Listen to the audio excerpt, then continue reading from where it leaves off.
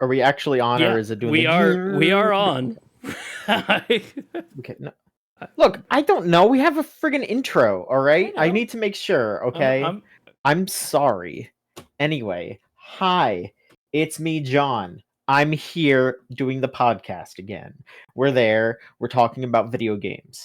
A lot of stuff happened this past week. Most of it not very good. So we're going to talk about it because that's what we do on Gamesline.net. But yes, it's me, John. Hi, how's it going, everybody? Hello. Hi. With me this time, we are joined by, I've got Lorelai over here. Lorelai, hello. Hi! How's everybody doing? It's good to be back after a couple of weeks of conventions. Yeah, you've been busy, and you've been not doing the producing, but now you are. You're here, you're producing, you're helping, and you're chatting as well, helping us all out. I'm back, and I'm excited. There are 2 weeks of way too much Pokemon. No such thing. True. No such thing. Lily's here, down there, this time. I'm here this time. Yeah. Your little text boxes that our party has been joined by you, and that our HP is decreasing. You shouldn't be doing that kind of stuff. It hurts. No, it's what happens in Chrono Trigger when you get like a boss added to your party. You got to take the debuffs in order to get the special character unlocked. Yep. I'll take your word for it. I need to play more of Chrono Trigger. I got a little ways into it. I got to hop back on that. Where did I stop? I think I just finished the future. So I have more to do for sure. Crystal, you are here as well to round us out. Well, howdy there, partner. It's a mighty fine evening. So is it Southern Crystal today? Is that what we're getting? Well, since we're talking about a horse game. Yeah, you know what? Yeah, we can all be cowpokes and talk about our various steeds, I suppose. Yeah, I mean, I'm still playing the horse gacha. If y'all so I know some of y'all are, and I also know some of y'all are not, but are at the very least aware of the goings on with it. Oh yes. Yeah, I've mostly been afflicted with the horse with the sinister potion, and that's about it. Look, she's my favorite too. I also really like Agnes Tachyon. She's great. I initially liked her a little bit, but then when I actually played through her story, and when they were like, "Oh, her story is actually like really touching," okay, I like her a lot now. So she's definitely my favorite so far. But I gotta play as more of the horses. I need to see what all of their deals are, I guess.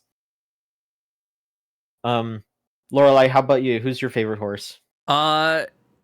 Probably so far. I forget her name. Kind of Taiki Shuttle, just because, like, I'm sorry, the American horse running with a gun at her hip and constantly eating hamburgers is the most like on the nose thing ever. Look, the thing is that I could fuck up a hamburger anytime, you know. But also when it comes down to it, Bakushin, motherfucker, like, I'm sorry, there's nothing better than the character you can use to just clear easily. Yeah, she's a little freak, but we love her and her huge forehead. Yes. Game's just kind of delightful, and No, it is very fun. Like, again, like on a moral standpoint, and a general frustration of just wanting to play the full game. I do wish it was just a one-time purchase video game, so I could just, play all these characters and all that, not have to worry about pulling them, etc.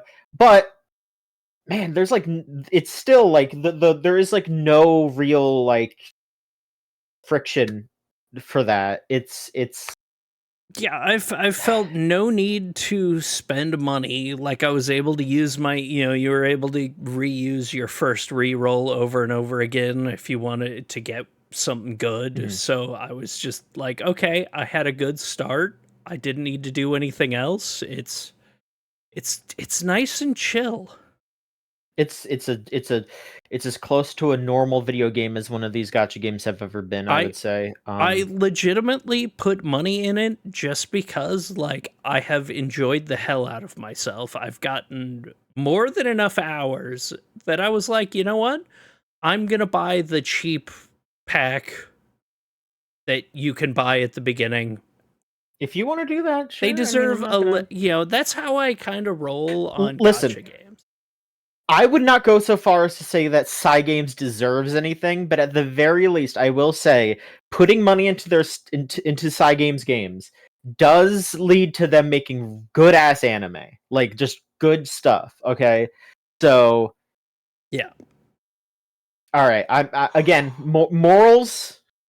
I'm gonna say maybe don't at all, but if you're gonna, at the very least, if it's a Cygames joint, like at least we're getting stuff like Apocalypse Hotel from them via that. So I'll hand wave the evil this time. I've just kind of always run under a rule with gacha games that if I've spent more than like 10 hours in there having fun with it, that I'm willing to give a purchase. And that is it. If I ever hit a wall, then I will never touch a game again.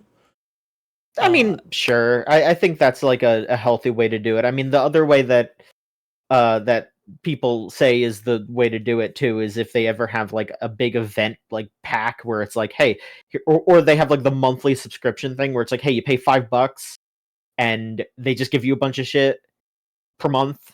Or, oh, hey, here's like the special yearly event thing. You pay $5, you get like a bunch of shit. It's like, all right, like if you do that, that makes sense. But you know, I've never spent any money on any gacha games. I remember I was going to put money into FGO, which is one of the worst ones, but I had a lot of fun with it. I really liked the writing, and I was like full on doing I like their product. I want to give them a little walking around money kind of thing. Like I didn't even just like what you were doing basically. Yeah. But then I saw how expensive rolls were, and I just went, okay, never mind. No, I'm not giving money to these fucking freaks. Like no, it was like $30 for one roll. So I was like, no, I'd rather feed myself for like a few days instead of that. Like no, don't do that. Or just buy a game. You know, like buy a cheap or a few cheap games, you know, just. Yeah, my rule, it will always be like, I always wait usually with a gacha to find out if there is a paywall.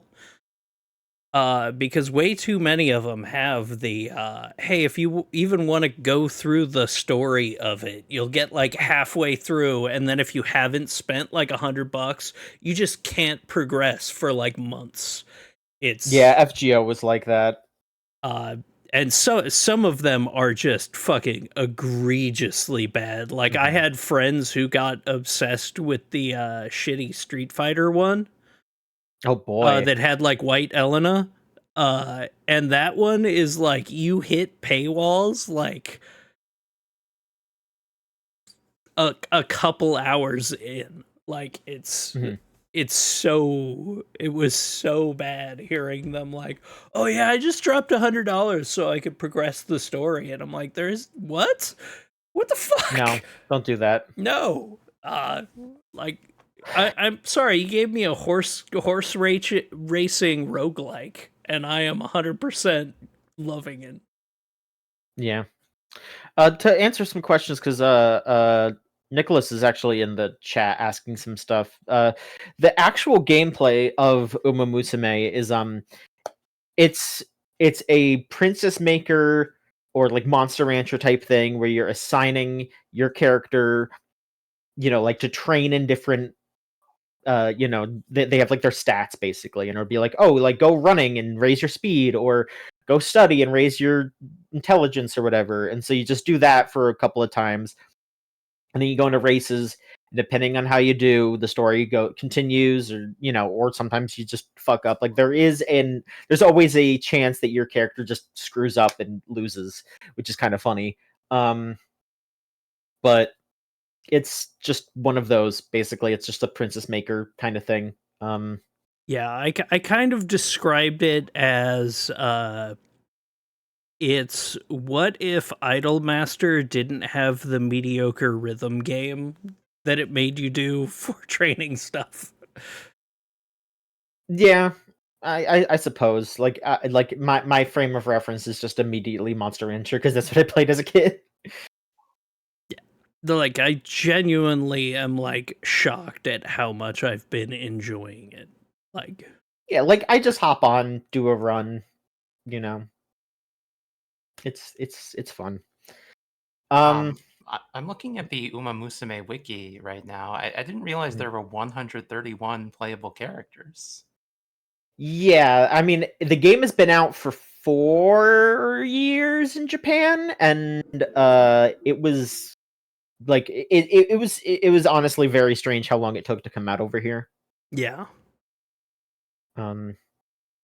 But it was also like highly delayed for its initial release anyway. Like the reason why they have all the idol stuff in there is because it was originally supposed to come out around the same time as like Love Live and stuff, and that was when all that idol stuff was very big.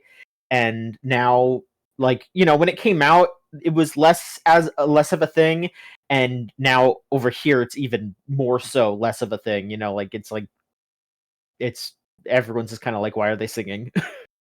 Yep. I mean, I'll be honest. I don't watch any of the concerts. That cancel me if you must, but I don't. I just want. I'm I going want to race. cancel I want to you win because it's the most charming part. I want to win. That's what I'm here for. Like, honestly, the thing that's like how like into the just you get. I like watching the races. It opened the ability for me to like skip the races half the time, and I'm like, no, I refuse.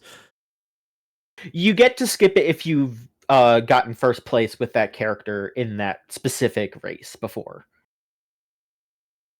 But also, yeah, I watch it because it's exhilarating. You know, you get to watch you want to see your girl win, and sometimes they pull off some crazy shit, and sometimes they get last place for no reason just because they don't feel like it, and you have to deal with it, and that's sports.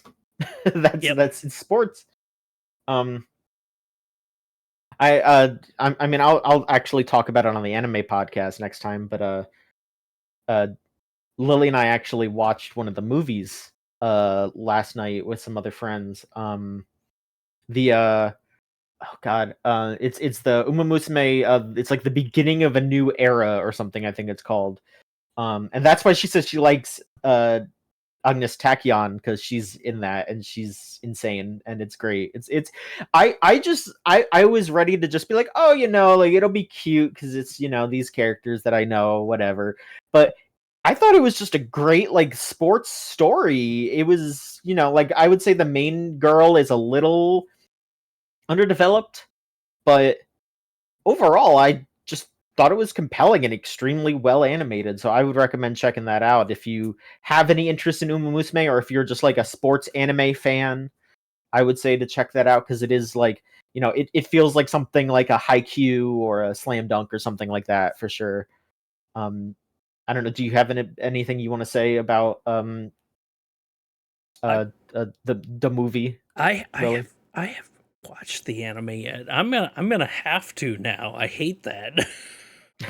I mean, like John said, it was like surprising that they were doing like the sports anime teeth gritting and screaming, except they're all horses. So there's that.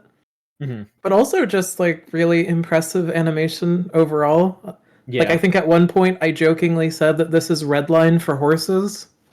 And it is. Like it pretty much is. Horse Girl Redline. Redline though. Oh, what a good movie. Yeah, a sample fumble in chat says New Era and Cinderella Grey are straight up good sports dramas. Yeah, Cinderella Grey is the latest anime. The first season just aired. And I know that the manga has been going on for a while, so Yeah, they just have good anime, so if you really don't want to fuck with the gacha, which again, no judgment there, no judgment there. There's ways to interact with the horses and have a good time. If you were to recommend to me an Umamusume to train, who do you think would be best suited to my personality? It's a little tricky because I think you would want someone that has a lot of.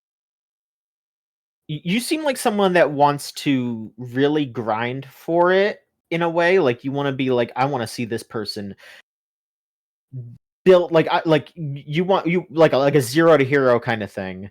So I could see you wanting to do Sakura Bakshin, because her whole thing is that she's innately fast, but she's also just like she's a ditz, and she also really wants to run a mile, and she does not have the stamina to do it. She only has enough to do like sprints. So I could see you being like, oh yeah, no, I'll figure it out. Like, okay, the trainer in her story basically just gaslights her at one point, because she is so obsessed with wanting to run a mile, like a longer amount of like a longer race, that you as the trainer go, well, actually what we're doing is we're gonna have you run this longer distance, but we're just splitting it up into multiple races. And she's just like, okay, like, yeah, that sounds great. And so that's how you get her to win. it's that's the kind of stuff that I like, you like, I could see you being like, I have to scheme a little to figure out how to get this horse to win properly. Yeah, there are a couple of them that are just like I think it's Mihono Bourbon, whose entire thing is like, I am a sprinter. And then so you go through all of these races that are just sprints, and all of a sudden it throws a long at you towards the end. And it's the biggest, like, fuck you, because I didn't look ahead. And I was like building for a sprinter. And all of a sudden it's like, thing is, you don't have shit for stamina. Yeah, because the thing is, at the end of it, Bakshin does run a mile race, so you have to be a little prepared for it. You can't. You have to actually provide for her dream. That's what we're here for. We're here to make dreams come true. You're selling me.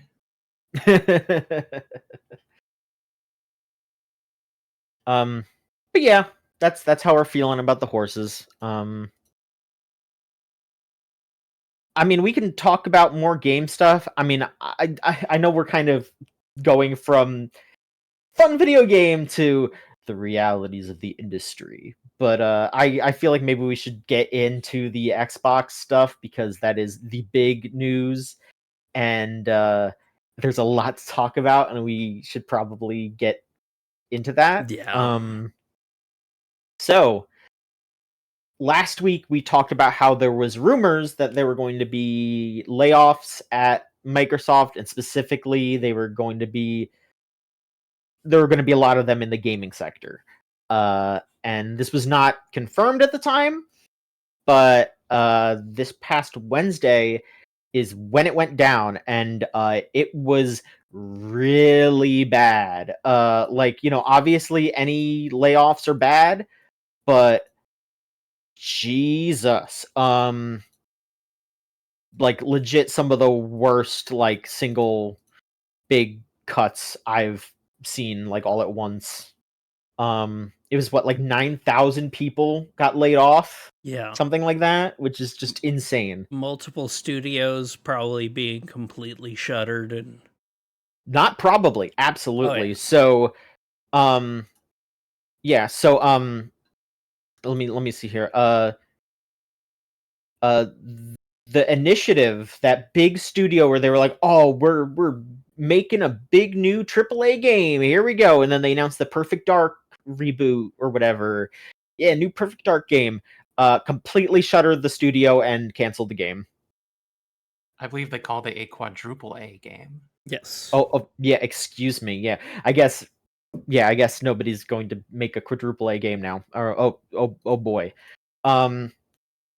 Everwild, which is that Rare game that was their original IP, that got shuttered.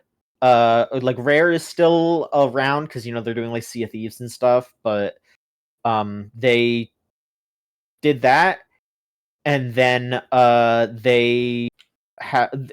I don't know if they've had like big cuts at Rare, but some of their higher ups left the studio because of it. Specifically Greg Males, who has been there since like the start, was involved with Banjo-Kazooie and was the director of Sea of Thieves. Was there since like Donkey Kong Country and all that.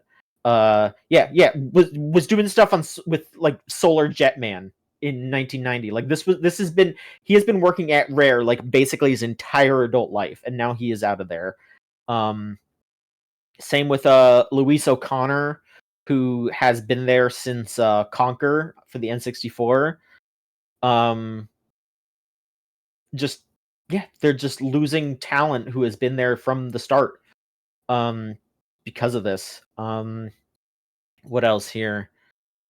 They canceled a big ZeniMax MMO that apparently had Titanfall-esque movement, which an MMO, like, I mean, MMOs and all that. I'm not an MMO guy, but they were basically saying like everybody loved this game and everyone was looking forward to this. Like even Phil Spencer was like, they had to like peel him away from playing the game, and now that game is just canceled.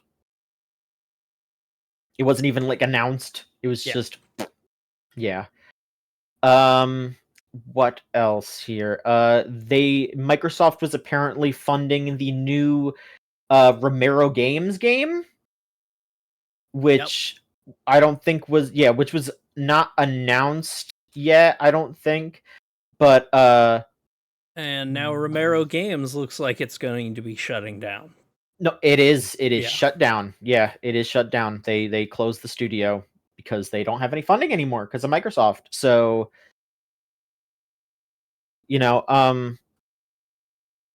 okay, I am looking at Video Games Chronicle, and they are saying that an anonymous employee did say there is a chance that another publisher could come in and save it.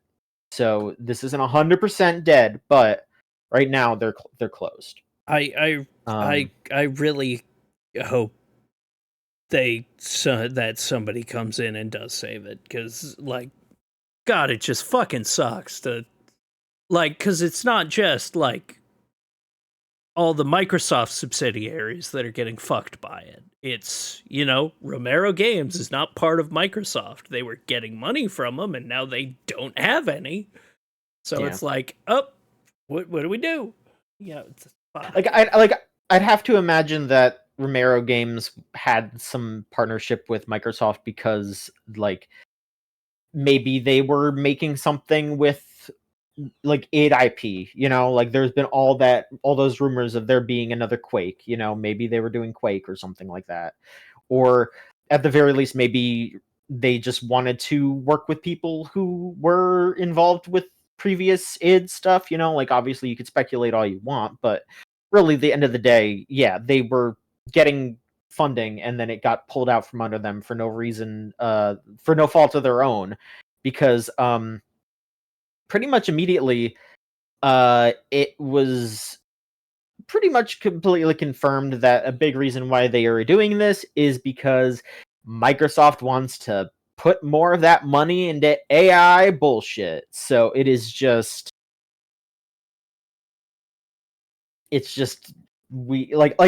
this is not this is not the games weren't shaping up. Like some of it was that, because like Perfect Dark and all that was taking ages.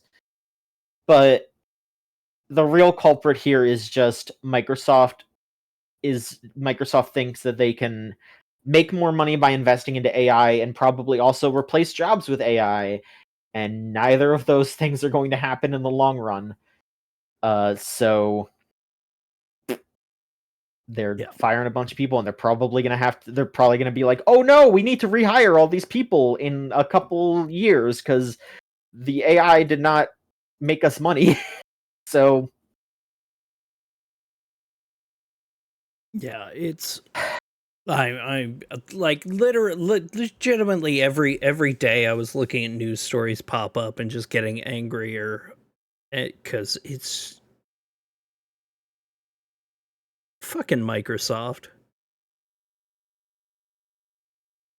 It's frustrating. Well, and then you look at their fucking executives talking about how, like, oh yeah, we're gonna, like, very publicly talking about how AI is like the greatest thing and gonna, you know, save video games, and I just want to fucking throw up.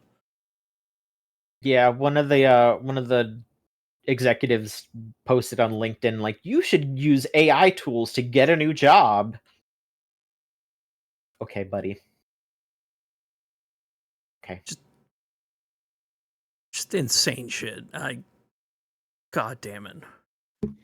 I mean, it's so hard to even have a productive conversation about this because in so many ways it is so antithetical to actually making anything to smart, like, long-term sense. It's you can talk in circles over and over about how aggravating it is, but it's again, it's one of those things where, as of right now, where we are currently in like the breaking news about it, you can just kind of only angrily shake your head and, you know, shake your fist at the sky, but there's nothing productive to be immediately done this close to it happening. Yeah. And like, honestly, it's hard to talk about too, because there's not really a discussion, because it's all of us just going, that's really fucked up. Yep. Well, I mean, even on the internal side, people don't know what's happening. Like, they're finding out about, they're finding out about it from journalists on Twitter. Yep. Mm-hmm. Like, you're just like, oh, my Slack doesn't work, and now it's, oh, I no longer have a job, and you're learning it the same day that you need to deal with it, and the industry needs to deal with it. Watching some of my friends lose, like, half their teams.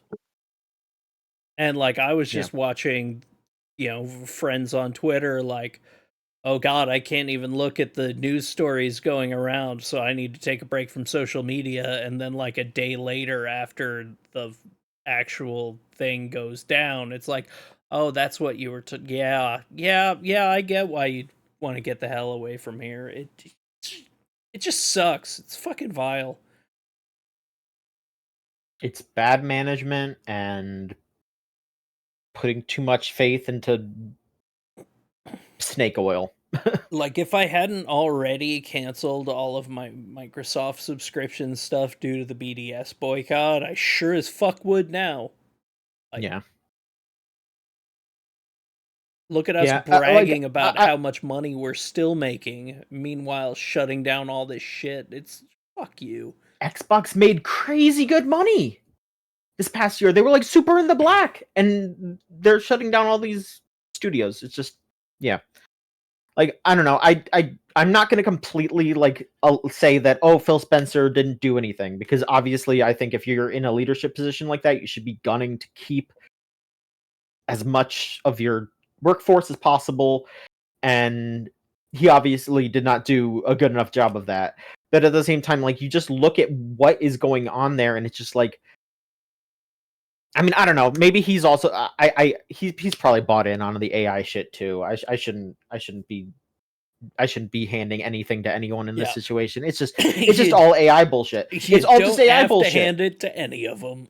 I don't have to hand it to anybody, because it's literally just everyone being like, I think AI is going to fix everything. I think the computer is going to tell me what to do, and I'll do it, and I'll keep getting paid a bunch of money for a job that I'm not even doing, that the computer is doing. Yeah, it's just like, I mean, there are so many examples of companies who've just gone all in on things like AI and whatnot, generative AI and stuff like that. And every single person from those companies has come out and been like, actually, this led to 100 times more work.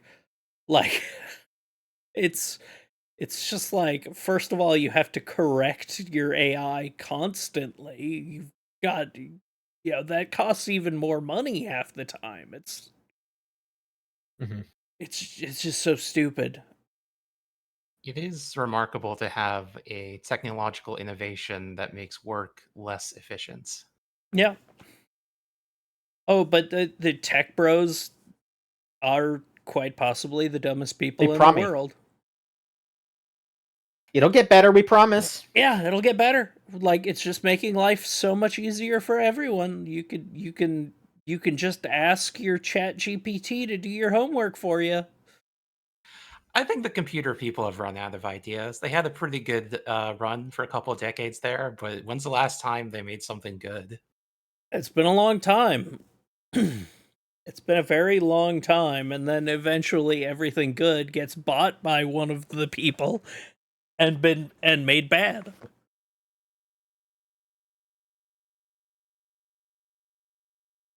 Yeah, does anyone else have anything that they want to add about this one? Because it's just frustrating. No, fair enough. Yeah, like having to just dwell on it is it's rough, and obviously, yeah, and everyone who's affected, hopefully they find work quickly. But just bad leadership all around. John, give me some good news. Let's see here. How do you feel about? Okay. Here, I'll let you pick between two. Okay. Would you like to talk about a shithead getting owned, or would you like to hear about some games coming to the Switch Online thing potentially? Tell me about Neil Sucks Man.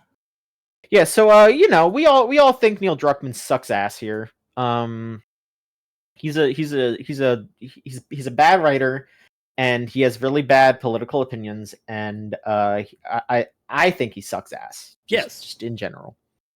So I will just say it's very funny that he just recently announced, "Oh, I'm stepping away from working on the Last of Us TV show to go focus on games." And it's totally just because everyone has been talking mad shit about him and how bad the show is, and how like Pedro Pascal like straight up asked him to his face, "Do you actually care about art?" I missed that one. That is, I love you, Pedro Pascal. Pedro Pascal, literally the best guy in Hollywood. Yeah, like just in a conversation with Druckmann, just like straight up said, "Hey, do you actually care about art? Like, what's?"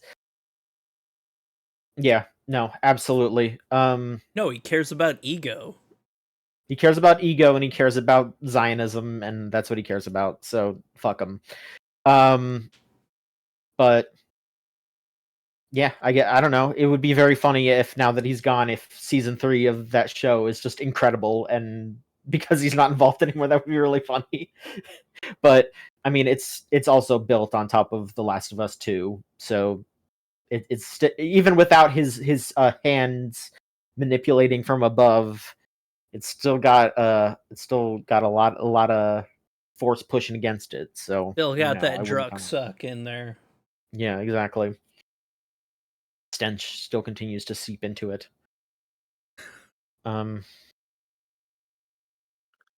Yeah, that's kind of funny that he just sucked so much that now he's got to go back to video games, where unfortunately the general standard is lower, which not for everybody, because like I said, all of us here, we're talking mad shit about that guy, but it's just very funny that he tried to go somewhere else and immediately everyone was just like, "What?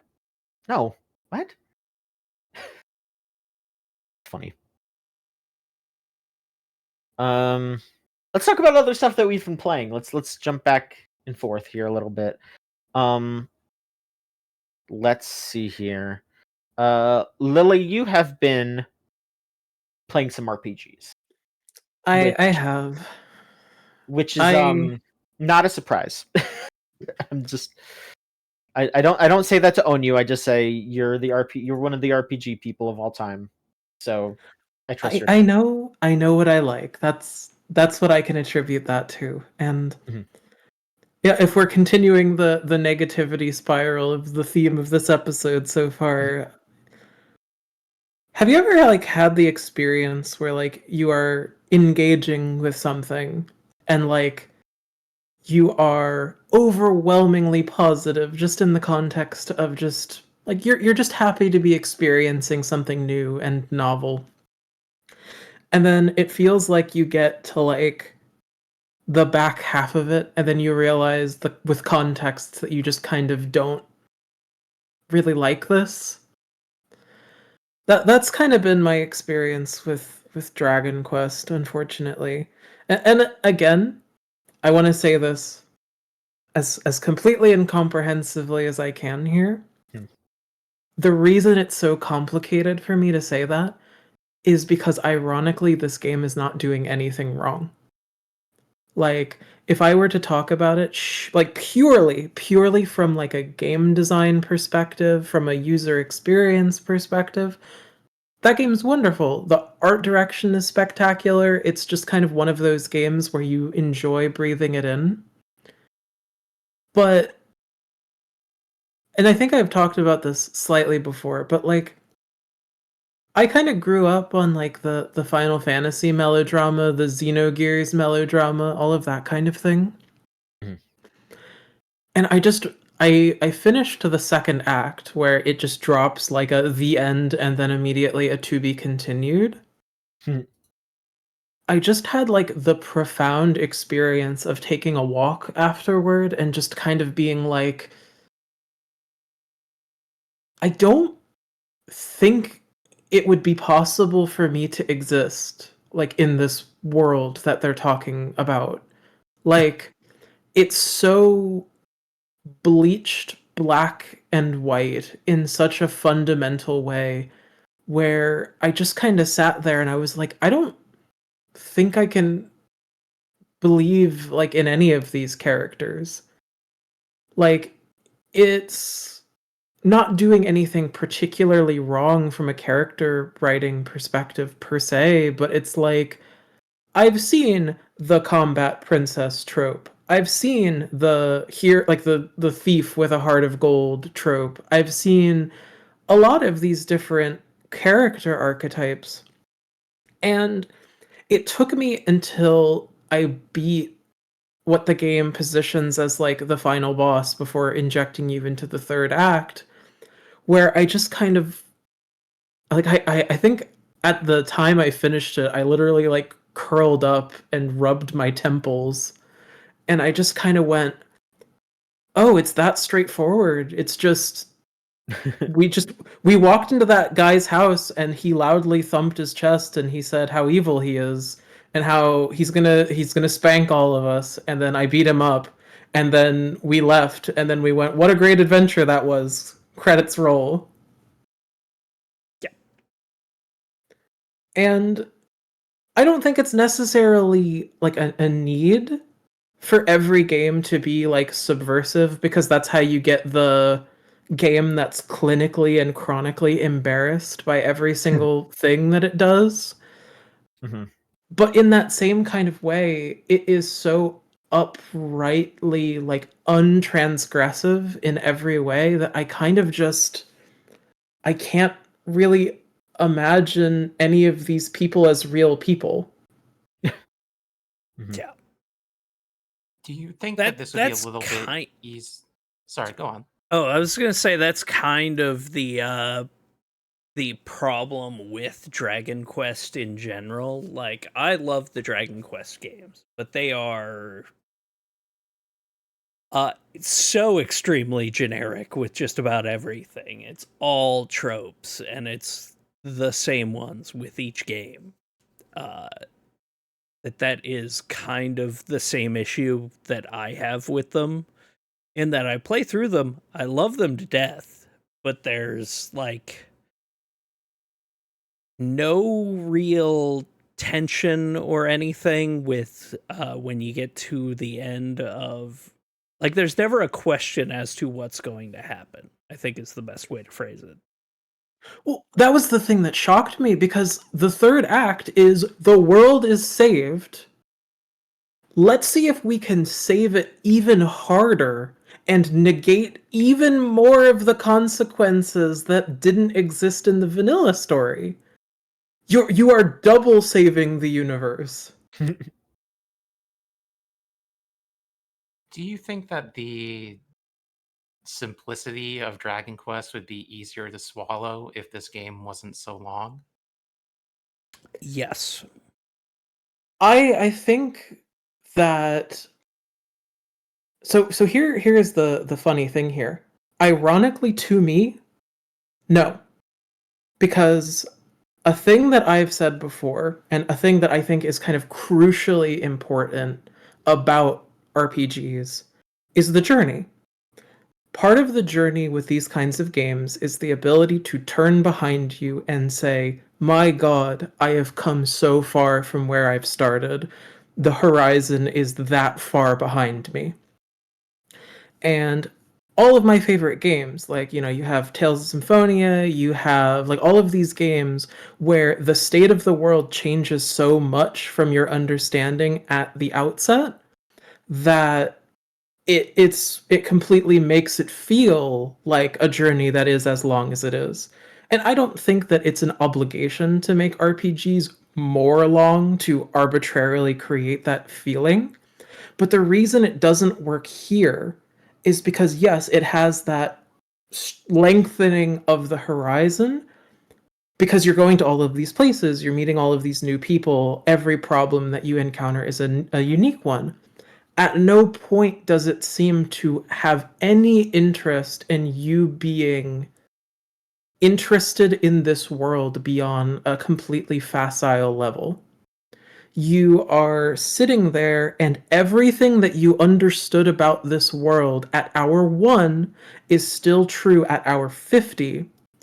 And there's no surprise, there's no prestige to this particular kind of magic trick. It's just, it is what it is. The Lord of Darkness, that's his name. Like, of course he's evil, silly. Why would you expect any kind of nuance from the guy? He just wants the world to be dark now. But then at the same time, you kind of beg the question, like, why would you want to stop him? He's not, like, I mean, he kills people, obviously, but he has no motive to doing it in the same way that, like, he's basically like an animal that can talk. He's an avatar for the concept of evil. Mm-hmm.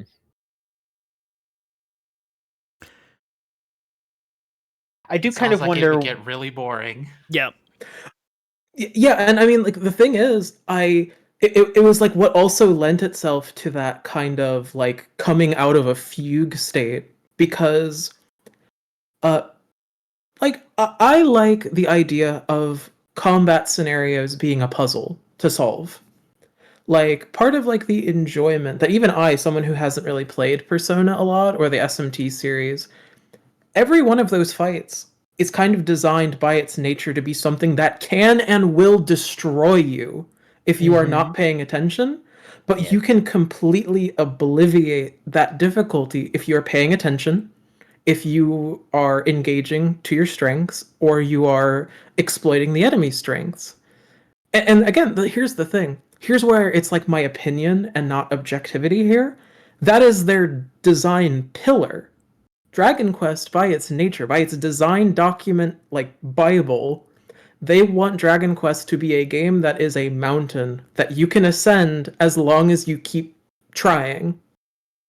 And so, like, yeah, like there is like mechanics in Dragon Quest 11 called like Draconian Quest, where you can increase the difficulty. You can make it so you can't buy anything from stores, so you have to make every item that you use. You do all these things, and I can imagine that can be a heightening factor. But difficulty is not an automatic free pass for immersion here. And again, I play RPGs to be immersed. Like, I want to exist in a fantastic space, And unfortunately for me personally, it just wasn't fantastic to a degree where it was just like I was almost disappointed it took me 50 hours to have this revelation, but around the point where I realized I'm playing like every fight with the auto battle AI on, and it's just kind of doing a better job than I am because I have no incentive to pay attention. And like that's why it's so difficult, because I know people love these games. I know people like playing these games almost like bedtime stories. It's like you play them an hour a night and then you go to sleep and then you do it again in the morning, and it kind of has that kind of vibe to it. It has that up and down cresting pace that works so well for that kind of play style. But every story ends with, and then they lived happily ever after, and you just kind of reach a point. Like in my personal emotional maturation, I'm not nostalgic for stories like that, and I don't crave stories like that. So to me, even though it's like, this perfectly polished diamond, it's still a diamond that I'm just like, I don't really need this, and then I just drop it on the beach and walk away. No, so what I was gonna say is, are you potentially interested in what they were saying about Dragon Quest 12? Because they were saying they wanted it to be more adult.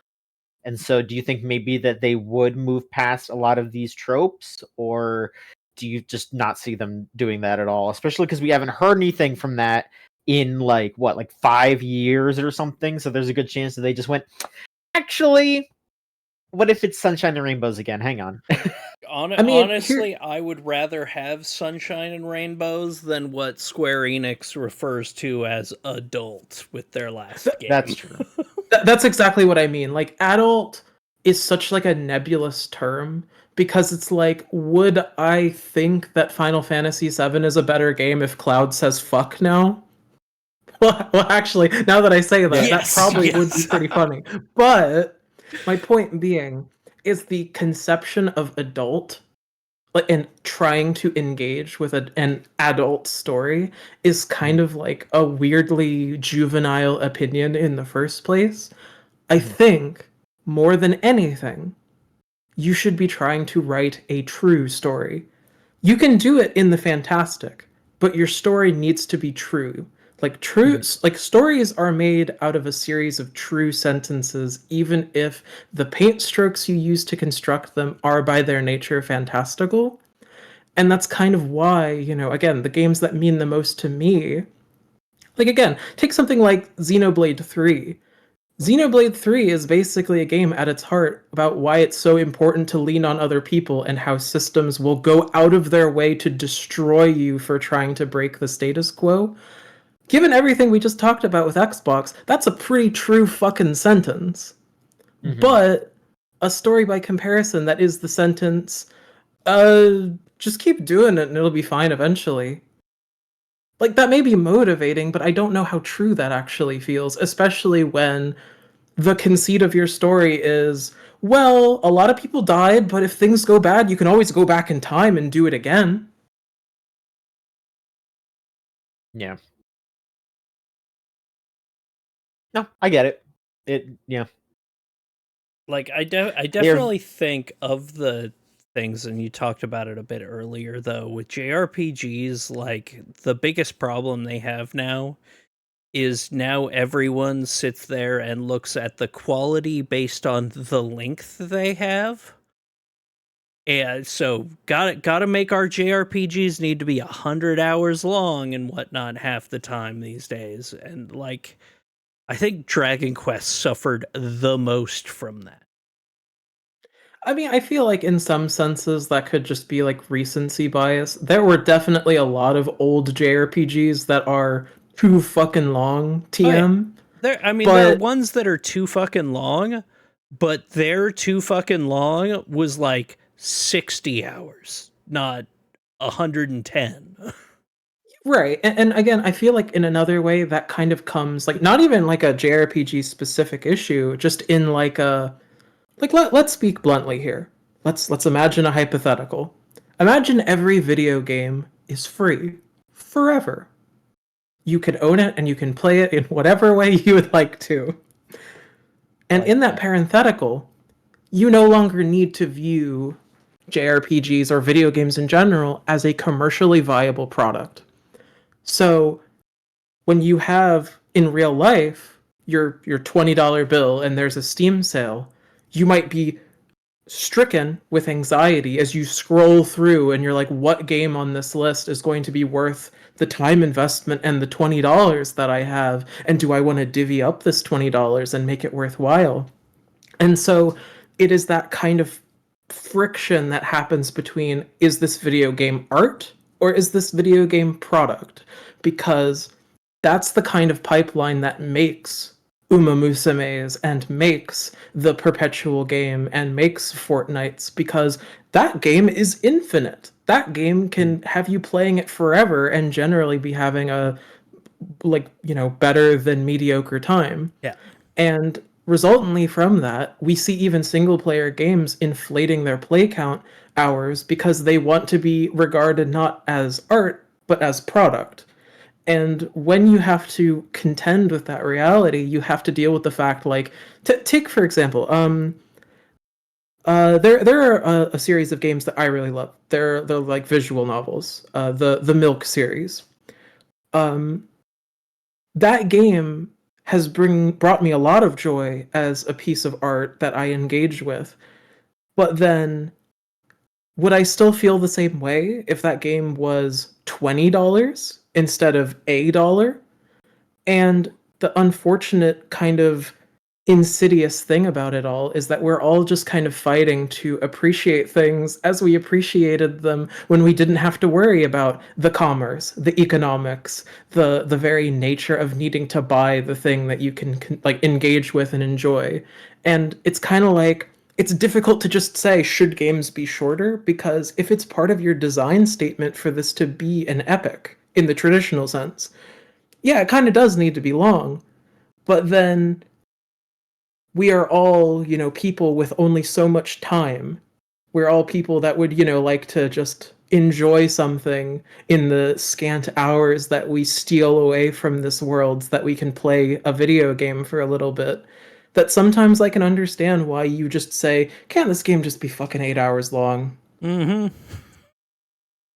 I will say, though, that, you brought up Xenoblade and 3 specifically, and it's just like, that game is a quadrillion hours long, but it has stuff to say, and that makes it feel worth it. And, you're talking about Dragon Quest here, and you're saying it took you until halfway through to realize it's not necessarily about the length, it's what they do with it. It's the quality of the story, it's the quality of what it is. Like, you can make something short or long, it doesn't matter how long or short it is.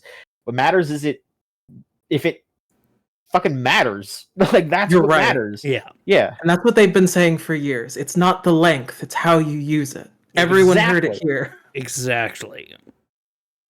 Like, I mean, but genuinely though, like, that is absolutely, like, it's on both sides. Like what you said with the Milk games, like, those are shorter games, and yes, they are cheaper and all that, but like, like, hell, okay, this is a slightly different thing, but it's like, I bought Toho Luna Nights for not that much money, and that's one of my favorite games ever, and then I went, okay, I'll buy like the collector's edition or whatever just because I love it so much, and that felt worth it, even though I already owned the game and I bought another copy of it. It's like, it's not the price, it's the quality.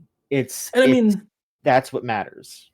That's the further expanding nightmare with platforms like Steam, is like, with those games in particular, like, this kind of thing makes me so angry, where it's like, okay, this is a visual novel, it's a narrative experience, it's an hour and a half long.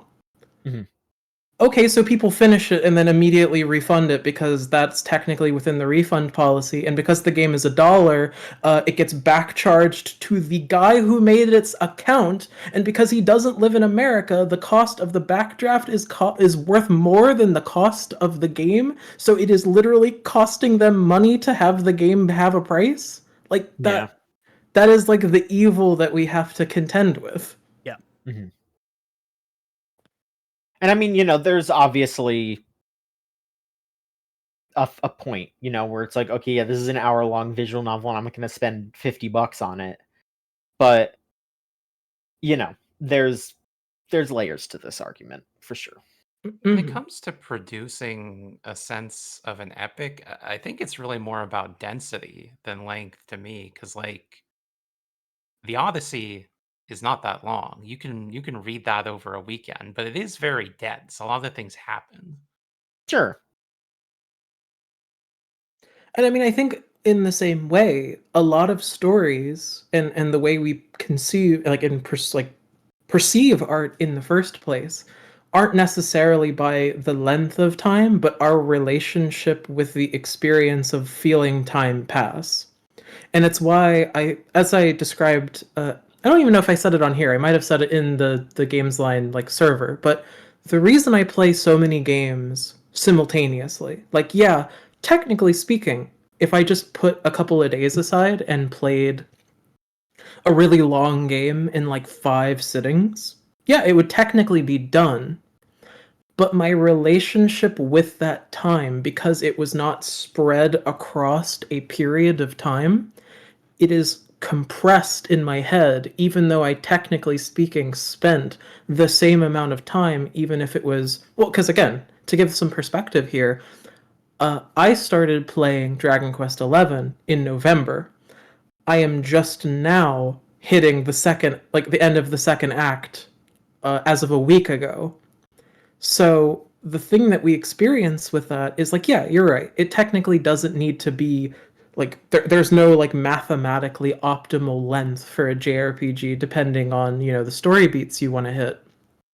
But I do think that kind of density lends itself better when because again, you can't, unfortunately, the undying problem of being an artist, you kind of can't control how people engage with your art.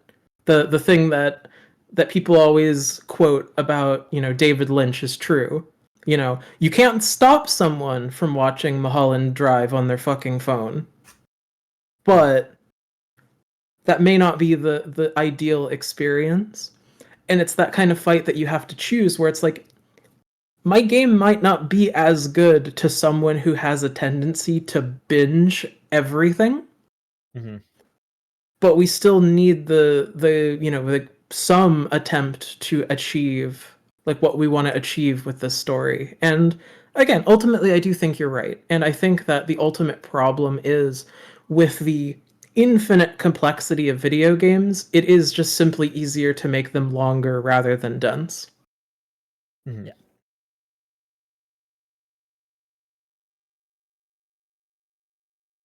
Yeah. And then I got really sad when I finished that act, and I booted up Blood, and I had a much better time. Do you want to talk about Blood? Well, I can say that I am perhaps futilely attempting to play through every build engine game, even if that means that I have to play through William Shatner's Tech War. But that's a story for another time. I'm looking forward to hearing you talk about William Shatner's Tech War. So which ones have you played so far? So far in the build engine games, I have played through all of Duke Nukem 3D. I have played I've played the build engine version of Power Slave. I've played through Blood. I played through Shadow Warrior for exactly how long it took me to hear exactly 3 of the racist ass voice lines in it. It's and not then good. I closed it. It's not good. And then I think I can only describe this as like a state of disenchantment. I played Redneck Rampage. Oh yeah. And that game sucks. Yeah, it does. I think the funniest part about it is that it made Slayer's X like a better game just because now I knew that game was real. Put it into perspective. Yeah, and that's really all it takes is some perspective. Mm-hmm. Yeah. Slayer's X is fun though. Yeah. I mean, it's the only game I've ever played where someone says, "Your grandma's a toilet, dummy." God. It's good. It's good. What are the distinguishing elements of the build engine? So, build games as compared to like a Doom engine game is it has a lot more emphasis placed on like digitally and like through a technical scale altering the level.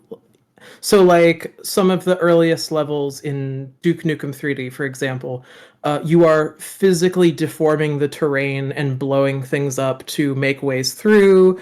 In things like Blood, you will regularly see like the path forward is like blowing up a hole in a wall, and that's kind of not how you're meant to engage with like Doom engine games by their relative comparative purity.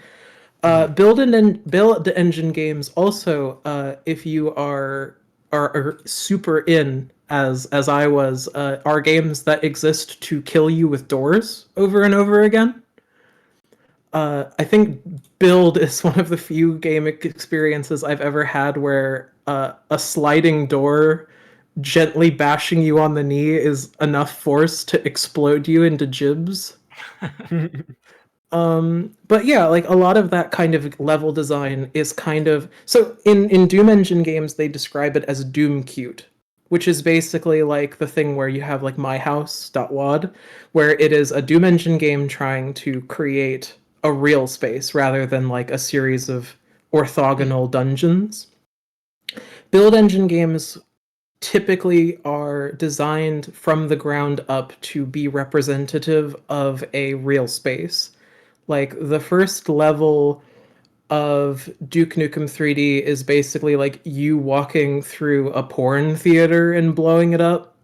Like you're in like a horrible part of Vegas. And rather than doing like the representative kind of level design that something like Doom would do, they're very much about making you feel like you're in a real space. It increases the amount of interactivity. You have like an items menu you need to deal with. Those are all kind of like the hallmarks of Build. One of the big things about Duke 3D at the time was that you could interact with things in the environment. You know, like there was like a pool table in that first level, and you can interact with each of the pool balls and like actually shoot them into the holes, and you can walk up to the toilets and flush them, and you can look in the mirror and you can actually see Duke reflected on the mirror, and then he can go, damn, I'm looking good. Like you can interact with so many things, and that was really novel at the time. And I mean, you know, I've only really played like a lot of Duke 3D. I still really like Duke 3D. It's just because of how good the map design is and how much fun it is to just go around and do stuff in those levels. It's kind of like an interesting proto DNA to like immersive sims in a way. Yes, absolutely.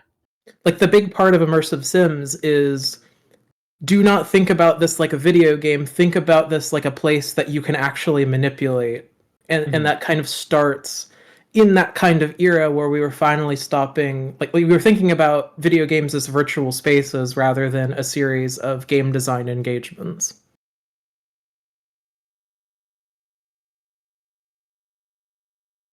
They're cool games, you know. I mean, there's a lot to them. That's especially when we're talking about Duke Nukem and Shadow Warrior, especially that's juvenile and has not aged well. But yeah, they're still really well designed games that are still like good to go back to and check out. I would say for sure.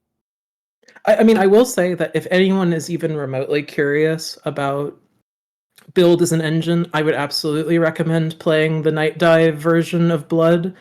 I will say, if you have any amount of ego in the difficulty selection, abandon that at the door because Blood will absolutely murder you with hit scanners if you pick anything above the medium difficulty. Gotta love it. It's not about the difficulty in those old games. Sometimes they just design them wrong. I mean, I wouldn't even say that. It's like very much with those kinds of shooters. I almost think that the difficulty is directly tied with your personal desire to look for secrets. If you look for secrets and you find every secret on Hurt Me Plenty in Vanilla Doom, that game is a cakewalk. So if you play like something like Doom and you want to play on ultraviolence, that is you basically making a promise to the game. I will at least look for this many secrets in order to continue.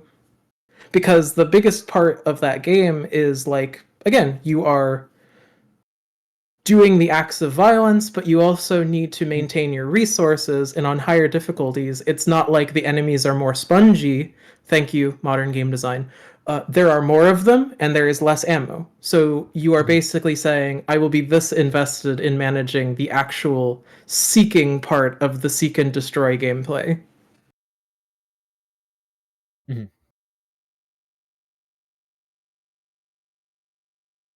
Interesting games, interesting history. Lorelai, how about you? What's going on in your end? I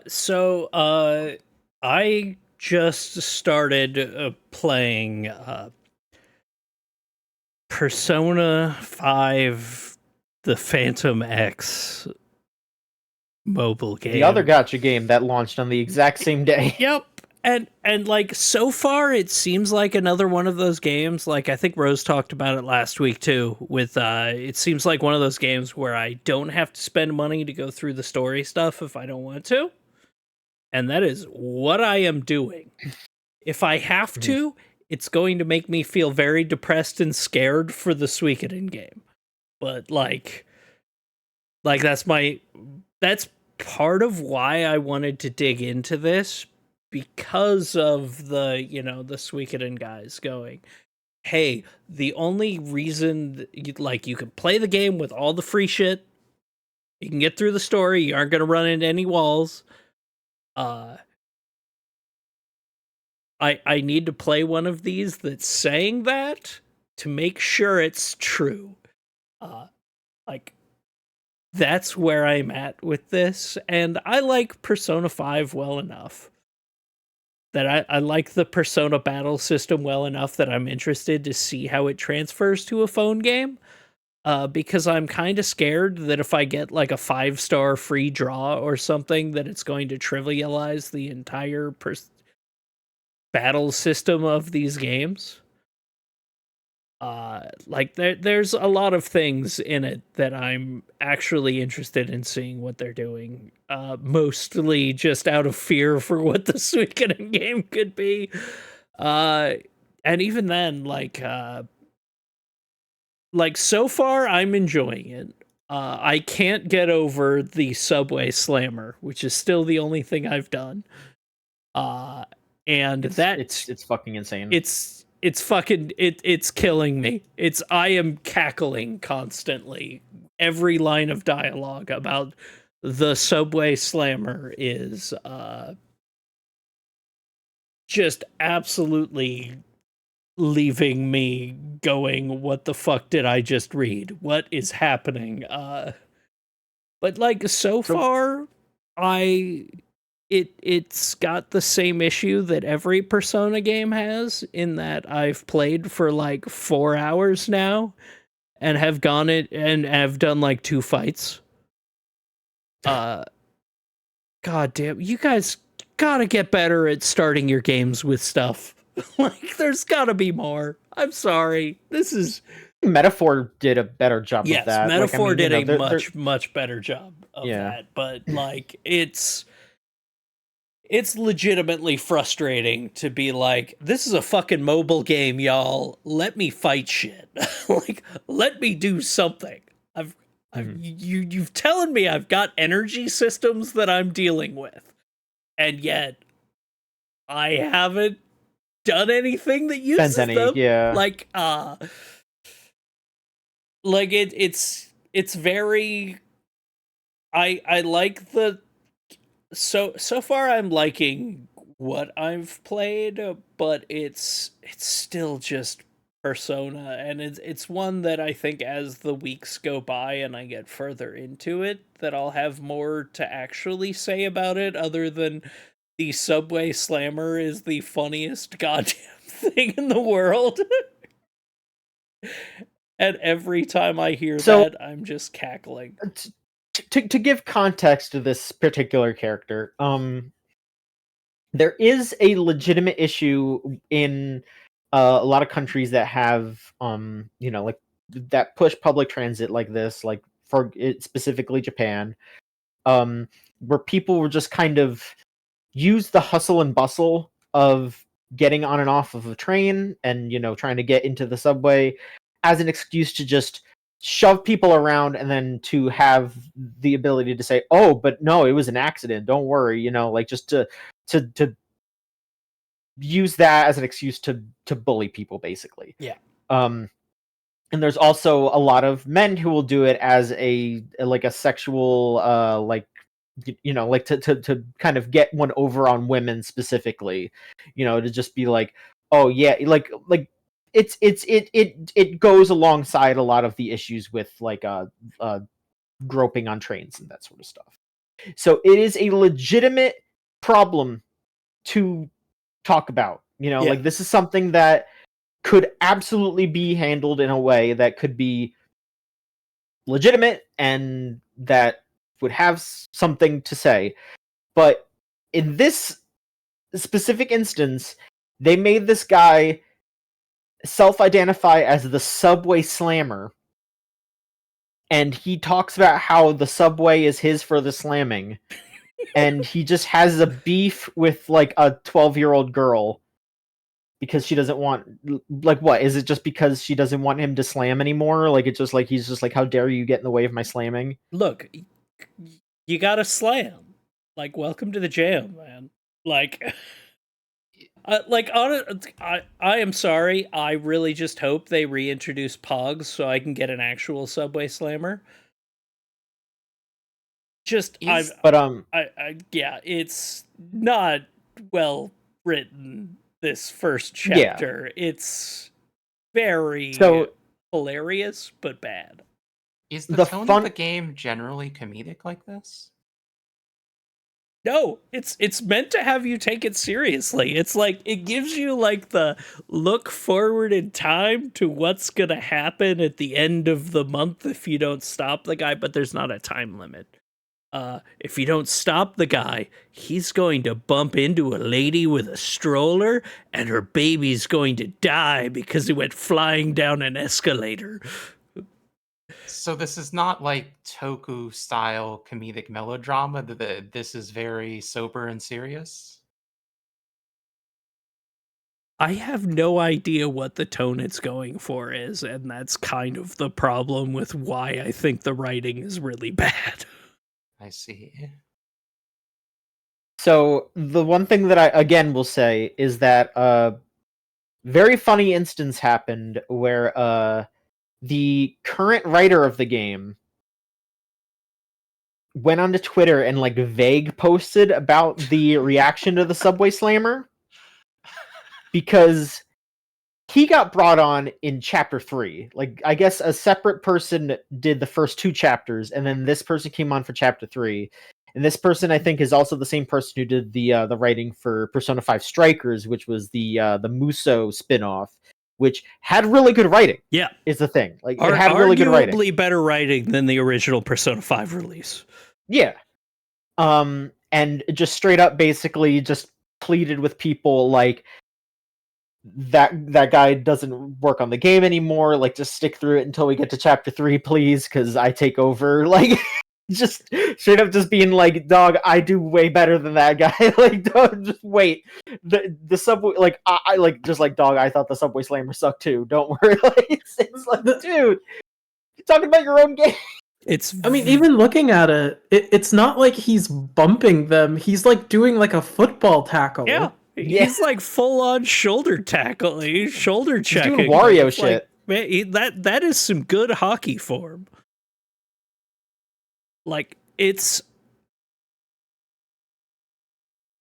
outright like funny how tonally dissonant the writing of the first chapter is so far. Because, like, as I said, it feels like they want you to take it seriously, but every line of dialogue is so fucking ridiculous that it's hilarious. And I don't think it was intentional. I think they're playing it straight-faced, like, you should take this guy seriously, and it just takes me out so much. Yeah. And especially this game coming out now, which I think this came out in other countries before Metaphor came out. But yes. Like we were talking earlier about like, oh, I wish that Umamusume had a version that was just go buy the game, pretty much. It's like, A, you could just play Persona 5. And then B, if you want a different experience that's similar, you could just play Metaphor. Like, there are full releases that are these things, basically, that are better experiences, I would say, but at the same time, like, obviously there's people that don't have the money and they want to be able to experience stuff too for free, etc. But like, I guess we just have to wait and see how people react to this game when Chapter 3 rolls out. And I guess we also need to wait and see how people react to Chapter 2. Because if Chapter 2 is crazy, like if they have a character like the Subway Slammer in Chapter 2, I'm ready for that. But I don't know. It just seems like a mess. It just seems like a mess. Like, I think it's a really interesting thing. Like, it is like in that boat of, as I said, I'm interested in it because it is being sold as like a full-fledged JRPG experience. Like, you're getting, and you kind of are. It feels like I'm playing Persona 5. Just with slightly more limited move sets. Mm-hmm. And it doesn't feel bad. Like, it very well could end up being something I really enjoy and keep playing outside of the story stuff. So far, I don't think it's going to be a thing I log in and do my dailies, like I've been doing with Umamusume, because I can sit there and watch the horse racing and like there's an actual intensity to it. Whereas this, I'm like kind of doing some boring Persona battles. Mm-hmm. That if the story's not interesting, I'm probably not gonna like. I'm probably just gonna go, hey, I'm gonna play the story stuff, and then I'm gonna come back up 2 months later when the next story stuff launches. Yeah, which is normal, I would say. All right, Crystal, how about you? What you playing?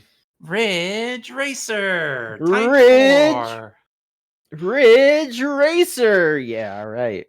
I have started a rivalry with the friends to get the best times in the Ridge Racer Type 4 pack racing team campaign. And what I am learning about myself is that I am the Vegeta of Ridge Racer. She is so much better at Ridge Racer than me. All I can do is run these laps again and again and again, slowly shaving off seconds, but still being far behind her. But I'm still having fun with it. It does make me think about how once consoles started getting networked, it was common for racing games to have online features like, this person on your friends list had this time. Can you beat it? Mm-hmm. And that is something that is a good idea on paper, but in practice, I felt so distant from the other person because this competition was completely mediated through the game systems. So actually just having this set up the old-fashioned way and like trash talking each other in a Discord chat as we race asynchronously is so much more rewarding. Fun. Yeah. How are you feeling about the style? Because everyone talks about the style of Ridge Racer. No, Ridge Racer Type 4 is amazing. It's not a big deal at all to do a million laps because you can soak in the vibes. The way that they light it is They don't like games like that anymore. No, they don't. No, they don't. And the music, I'm just when you hit the Ridge Racer on the shooting hoops, it always hits. It's good as hell. It's good as hell. God, what a gorgeous game. Just in general. It's I miss old racing games. I'm sorry. Shu was right. Everyone should be excited about Ridge Racer. It needs to come back. If it came back, it wouldn't be good though. It would be Yeah. just True. like every other racing game, which is microtransaction RPG hell.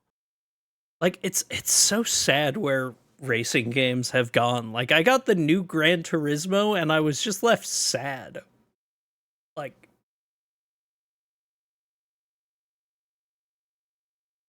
Yeah. It sucked so bad about it. it's just mediocre. Like half the good shit is microtransaction. The racing doesn't feel half as good. It's weird. Like it feels weird. I want a day where they come out where, remember like a few years ago where PlayStation introduced like a new car driving franchise and the guy came out at E3 and just sounded so horny about cars. That's Drive the Club. enthusiasm Drive Club. I want for a car game. Drive Club was good too.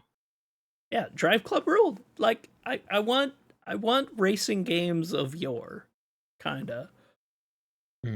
Like I think I might get that with the new Tokyo Extreme Racer, which I've only played with a little with the early access stuff when I was there, but I'm kind of hoping that rules. I also think that racing games, in addition to all the mechanical issues, they've lost their swag, right? Because there's so much focus on officially licensed cars. They certainly don't have the Ridge Racer Type 4 lighting. They also don't really have the music. And you need the music because, it's a car game. You're kind of doing the same thing. Yeah. Yeah. Yeah, they should do a straight port. No fucking around with it too much. I just want to play it on whatever the hell, or just, emulate it. Whichever comes first. I mean, emulation kind of comes first, but it would be nice if more people just played it on modern platforms as well. Yeah.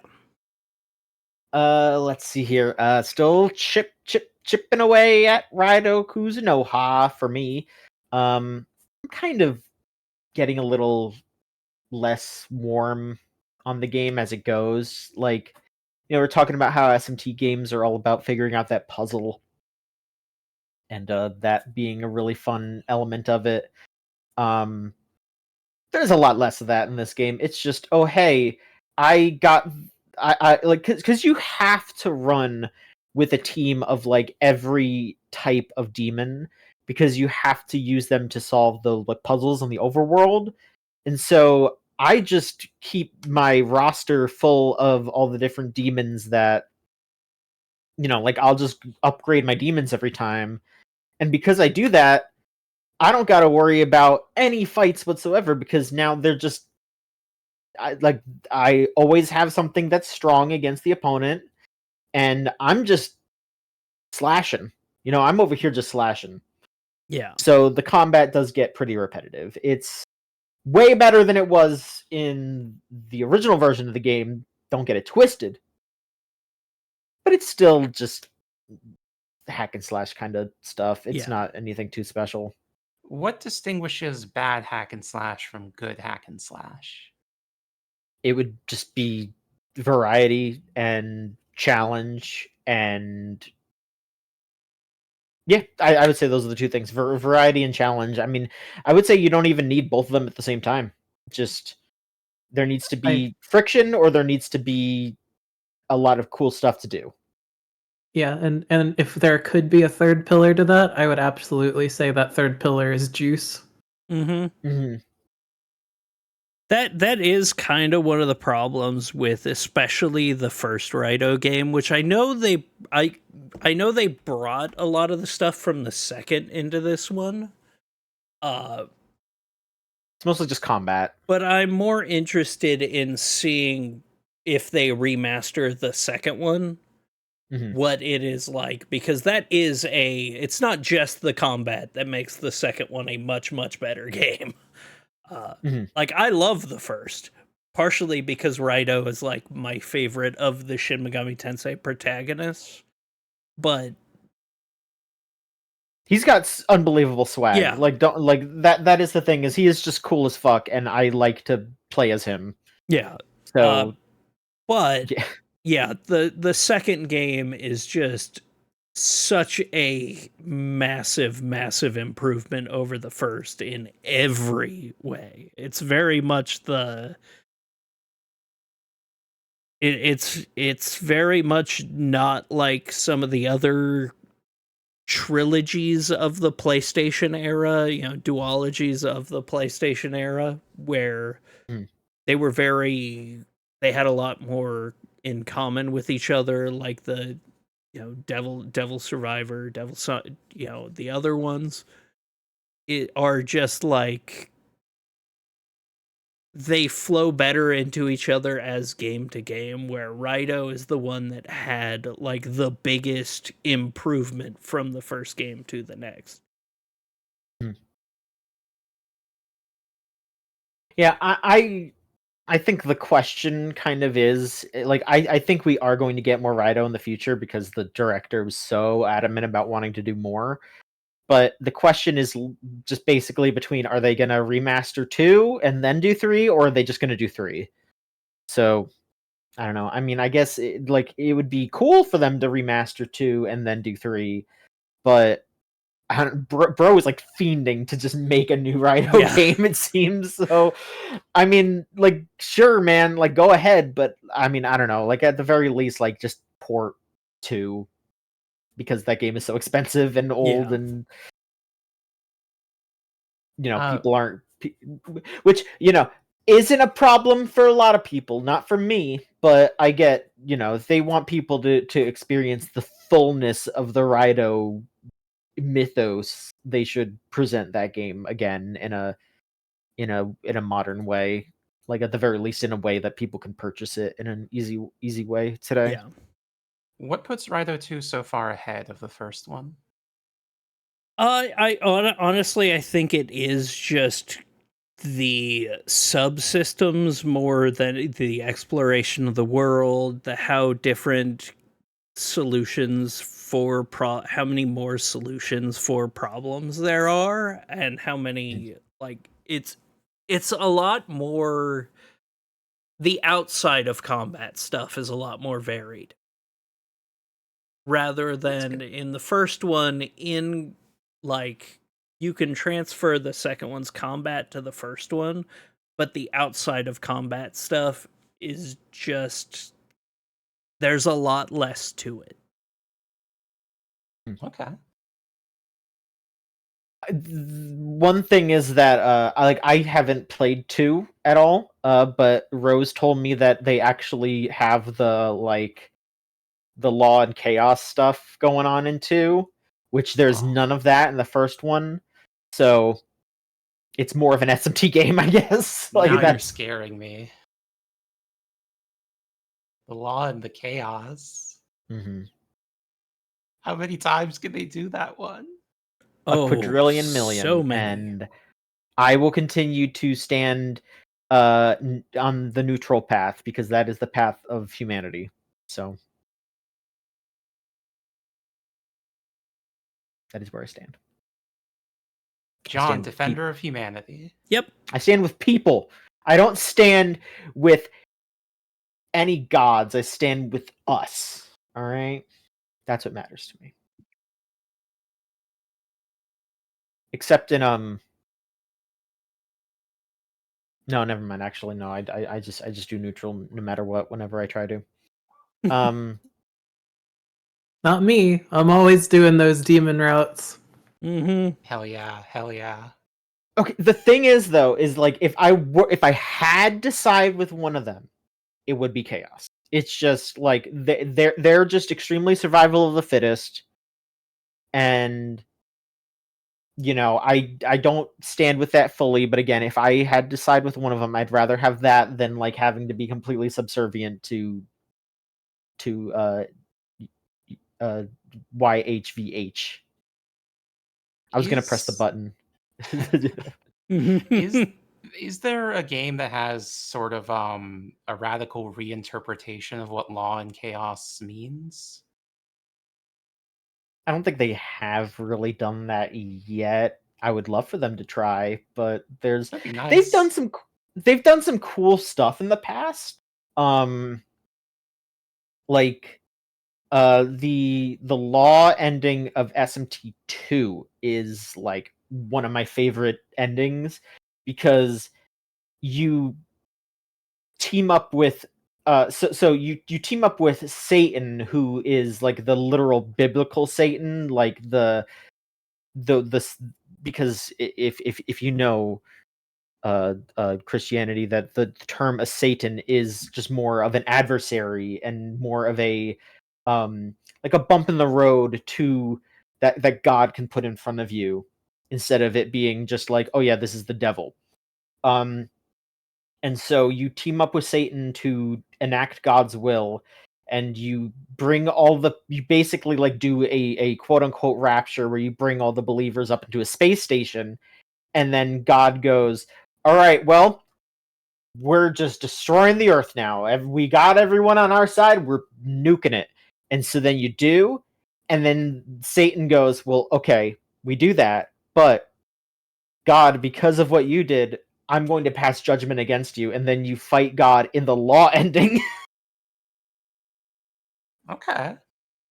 Which is cool as hell. Like, yeah. I respect that a lot, to be like, yeah, we're gonna like, we are your agents, but also we stand for judgment of what is wrong, and fuck you. You killed everybody, so we're gonna judge you. Which, that's interesting. That's interesting. I'd rather I like having stuff like that in SMT, where it's just not just completely black and white, like, oh, you know what? I do think that being subservient is way easier, and I'm just gonna do that. Or, oh, I think everyone should just be ripping each other apart, and there should be more nuance. Honestly, I'm a bit of a law person. I yearn to submit my will to someone who will just make all the decisions for me. I'm not ready for that. I'm here to fight. I want us all to work together and find our own path. That is what I believe in.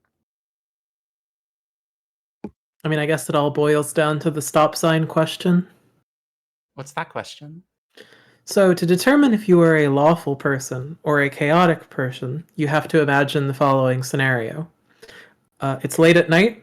There's no one around you. You know within a reasonable shadow of a doubt that there is no one that is going to legally get you in trouble for this. There's a stop sign on the road. Do you stop for it? Every time I have encountered this situation in real life, I have stopped for it. So that makes you a lawful person, because it is about following the code as opposed to following what is the reality of the scenario. Yeah, who am I to claim that I have like perfect knowledge of what's going on? Maybe there's a kid running around at night and I just can't see him. So here's my answer, and I think it lines up with my stance even.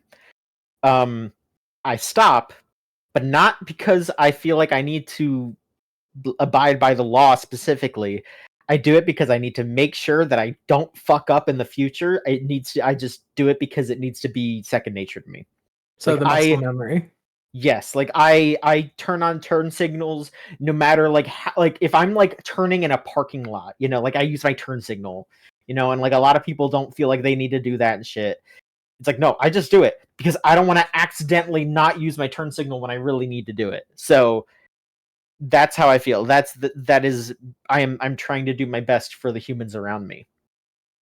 So you want to choose of your own free will to follow the law. I mean, yeah, if it's something that helps society, but also like if there's something fucked, like if running that stop sign was to somehow help someone who needed help, I would do it. But it's I mean, I don't know exactly how it would, but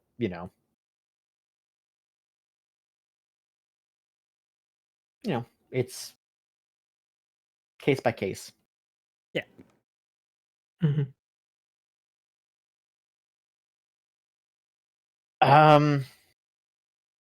And real quick, I will just mention that I've also been messing around on my Analog Pocket, which I love my Analog Pocket. I love it so much. I've been messing around with another Pokemon ROM hack. I was seeing a lot of people talking it up, so I hopped on it. Emerald Seaglass, which is... I was prepared for it to be a bit more like of a shakeup, which was a little bit of a disappointment, I suppose. It is gorgeous. They use Gen 2 graphics for Gen 3. It is a ROM hack of Emerald. And they restructured some stuff, like the gym leaders are a little bit harder and all that. And they also make it so you can catch every Pokemon. I don't know why we're watching this guy. What the?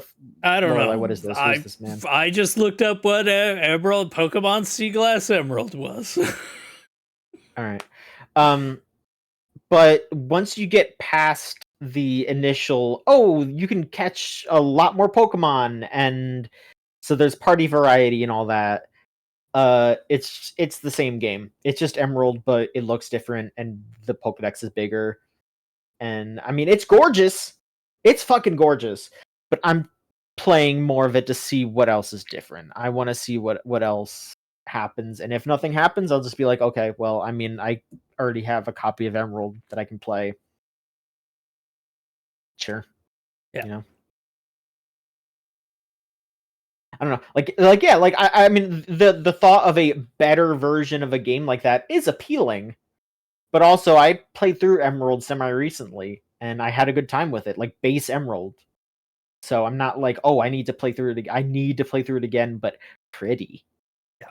Maybe in a few years. I don't know. Yeah, I'm still probably going to finish this, though, because I'm sick in the head. Yeah. That's been me the last few weeks, the last couple of weeks, too, because I did 2 Pokemon-themed shows in a row. One of them was the Pokemon Go Fest, and one of them was just a one run by a card company, so most of the booths were like card vendors, which, boy, there's nothing. Those guys do not make money. They literally just, somebody comes up to him with a briefcase. I watched the guy next to me drop like $3,000 on cards. And just like, it's like 90% trades and whatnot. It's bad out there. But I've been playing a lot of Pokemon Scarlet over the last couple of weeks just because, I don't know, being there made me want to play Pokemon. And boy, it's simultaneously a better and a worse game on Switch 2, where there are just so many Pokemon out in the world that it becomes hard to navigate without getting in fights. Yeah. It's like, actually, maybe they should put a cap on this, because they really should have. There's like 100 of these things out there now instead of 12. It gets a little crowded with wild Pokemon, but it just reminds me that I genuinely think that's a really good game, and it's solid. Yeah, I kind of love it and continue to really, really just enjoy myself with it. I think the writing is fun, but the battling is fun. Going into raids with friends has been a lot of fun. Watching your character like sideways 2-dimensionally push a sandwich beside their head is is funny every time. It still looks so bad. It's so bad, but there's a charm to it. It's not like it doesn't take away from the game. It kind of adds to it for me because, as I said, there's a charm to that isn't like, yes, it looks dumb, but it gets a chuckle out of me and puts a smile on my face, which is a good feeling. It's like I'm hopeful for Gen 10. I really am. I'm really excited for whatever the next Pokemon Legends coming out. That game looks fucking fantastic. Looks really good. Yeah. Arceus was honestly one of the first Pokemon games that I had played all the way through from start to finish and continued playing. Whereas you can add Scarlet to that list, and I have gone back on Sword and Shield, and I don't think those are bad games. Like, I really enjoy it. It helped me find a love of Pokemon, Arceus did, which I had never had in the past. Like, I've talked about it on the pod before that I've fallen off of Pokemon games almost every time, which is weird because I love Shin Megami Tensei and they're the same thing. It's just sometimes your Pokemon is a dick, but you gotta catch them all. And it's nice just enjoying a thing for the sake of enjoying it and being around, like, it helps being around people who are excited about it all the time, which is why I love being on the pod when John talks about like weird Pokemon ROM hacks and shit. Everyone should check out some Pokemon ROM hacks. There's some really cool ones. Like there's story-based ones if you want something that's more story-focused. There's stuff where it's just like, yeah, do you want to play Gen 8 but in Gen 3, so it's the Gen 3 sprites but all the newer Pokemon? Like people do that. Yeah. Pokemon ROM hacks are amazing. Like I've been enjoying hanging out with a friend of mine as she plays through Super Mario Mon, which is super dumb. Yeah. And I fucking love it. It's fun to look at a thing that I used to kind of just not care about and find a love for it. And it's a really nice feeling. Yep. What do you hope to see from Pokemon 10? You know what, honestly, I'd like to see? I would like to see something that does like the 9th gen, with having multiple stories going through, but if I want to get to the end of the game, I can just do one of those instead of having to do all three and stuff like that. I just, let me be able to focus on one thing at a time instead of having to progress all of them like alongside each other. Because the big problem with Scarlet for me is I did a bunch of one storyline and then I went over to do another and I'm like 30 levels ahead. Yeah.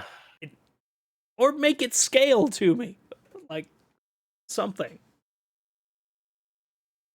I will be honest, I am just happy. I will be 100% happy if it is the quality of Gen 9, but just runs as well as it does now. Like, I just need it to run well on Switch 2, and that's all I need. I just need it to run good, and because Gen 9 had a fun story. It wasn't like the best story, because I still think Gen 7 is the best story. It had a good story, had really fun new Pokemon, cool mechanics. Like, I like terrestrialization. I would like for them to do something different, because like, for the story, Terra is fun, but it is like the worst possible fucking thing for competitive Pokemon, and it is hilarious. But they need to do something different for that. And if you don't know what terrestrialization is, it's basically like once per battle, you could just pop an effect that lets you change a Pokemon's type. Just once per battle, once per Pokemon. And it just completely destroys everything. There's like the competitive scene, the Smogon website, where they, will have votes and will do different bannings and stuff. They have banned more Pokemon this generation than I think every other generation combined. Or like that might not be true, but it's like it's getting there. It's getting there at this point. It's just crazy. It's wild. But yeah, I just wanted to I wanted to continue in that direction. I would love for the story to be better, like just a good story, good, well designed Pokemon, and a cool new gimmick, and that it runs well. That's all I ask for. I'm a simple man when it comes to Pokemon.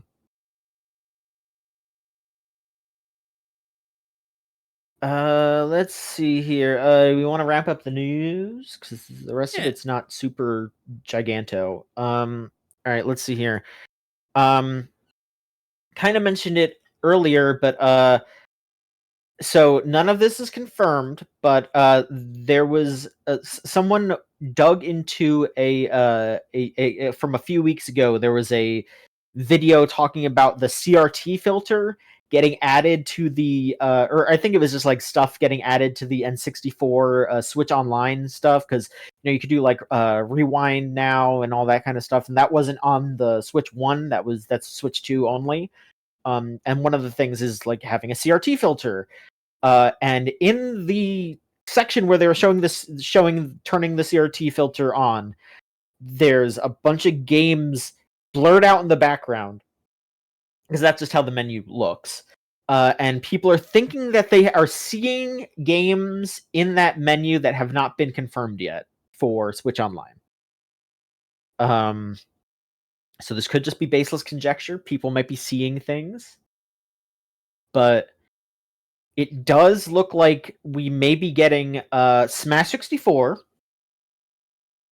Glover, Forsaken 64, and Donkey Kong 64 in the future for Switch Online. Now, Smash is interesting to me if they have online multiplayer. It does have online multiplayer. That's what I'm talking about, because most of the Nintendo Switch Online games I would prefer to play by other methods, but one big advantage they do have is convenience multiplayer, because setting up netplay in a Nintendo 64 emulator is a bit of a pain in the butt. Mm-hmm. And this is fairly seamless. Like I haven't really messed with the online multiplayer stuff for a lot of these games, but I mean, I'm gonna do it when Smash 64 hits, if this is true, because and I mean, I also hope that this means if Smash 64 is on here, it'd be really cool if Melee was in the GameCube one. Like, as much as I think Melee fans are some of the greediest motherfuckers in the world, and I don't know if they really deserve it. At the same time, though, Melee's really cool. Melee is a really good game. Super Smash Bros. Melee is a really cool game. So, I'll take it. But I mean, I'm a little surprised that they haven't announced DK64 yet, because like Donkey Kong Bonanza feels like it is such a continuation of what they were trying to do with DK64. So it's a little surprising that they weren't just like, oh, we're gonna put that out on Switch Online so you could play that and then get ready for Bonanza. But I think that I think the risk of that is that you play DK64, you get your Donkey Kong fill, and then you don't buy Bonanza. Well, the thing is I think what will happen if they do that is you play DK64, you kind of go, oh, okay, I kind of see what they were doing, but this isn't amazing.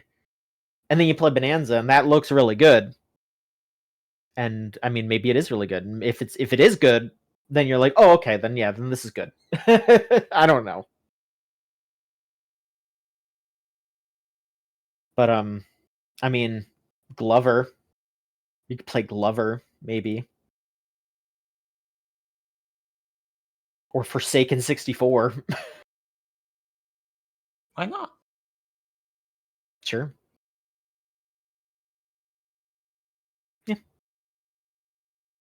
Yeah, I'm mostly just looking forward to Smash, of course, because I'm a big Smash Bros. Head, but I'm looking forward to that, to play with people online for sure. And the last bit of news here is just sort of a confirmation of something not happening. The big man in charge at Sonic Team, Takashi Iizuka, said recently to not expect remakes of either Sonic Adventure game. To read the quote, "I'm appreciative of everyone who likes the Sonic Adventure series, but when I think about what it would take to bring that game up to the standards and expectations of what the modern gaming audience would want, I think it would be about as much time and energy as it would be to make a new title. Part of me is thinking maybe I should just make a new title, and that's why there's no plans." And I mean, I will say, I think it's less modern sensibilities and more that I don't think that they would be able to make a remake that makes the Sonic Adventure fans happy. Like, I think that there would be some little aspect of it that would not be enough for them. Like, the people that love Sonic Adventure and Sonic Adventure 2. And if they screw up even the most minuscule aspect of it, that would be it. So I think that's really why. As a Sonic Adventure fan, you are correct. I would be mad, and they would certainly do it wrong. I am a little surprised they haven't just done straight ports to the Switch. That is true. I mean, at the very least, I could see them maybe putting those GameCube versions on the Switch Online, but I also know that those are, people argue over the quality of those versions compared to the Dreamcast versions. Yeah, but Nintendo people wouldn't care. That's true, but also I just realized they should put Dreamcast on Switch Online.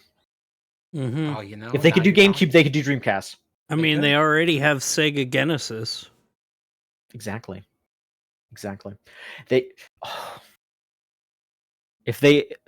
The world would change if they all of a sudden just said they should do Sega Saturn and just put Panzer Dragoon Saga on there, and that's it. I mean, Sega Rally. Some of those, like the what's it called on Switch 2, where they added GameCube, and there are 3 games. I mean, they're adding more. They just put Mario Strikers on there, which is a great game. Yeah, and they're gonna do more. They announced more. Like, they're gonna do both of the Pokemon games. They're gonna do Chibi Robo. They're gonna do Mario Sunshine. There's more stuff. They're gonna do more stuff. So, But again, they should do Dreamcast on Switch Online. They should. I just realized that. Like, I that never crossed my mind. I need to access the Sonic Adventure official website on a Nintendo Switch. Absolutely.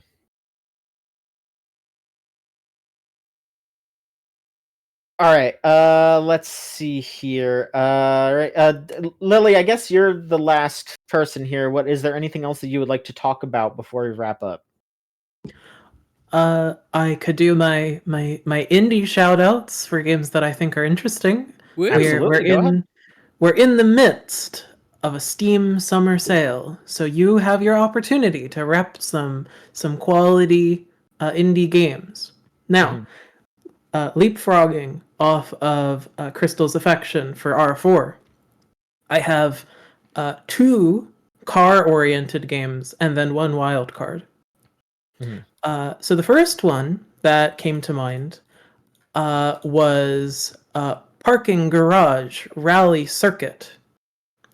So that game is really, really neat because it is very much doing the super arcadey model of racing.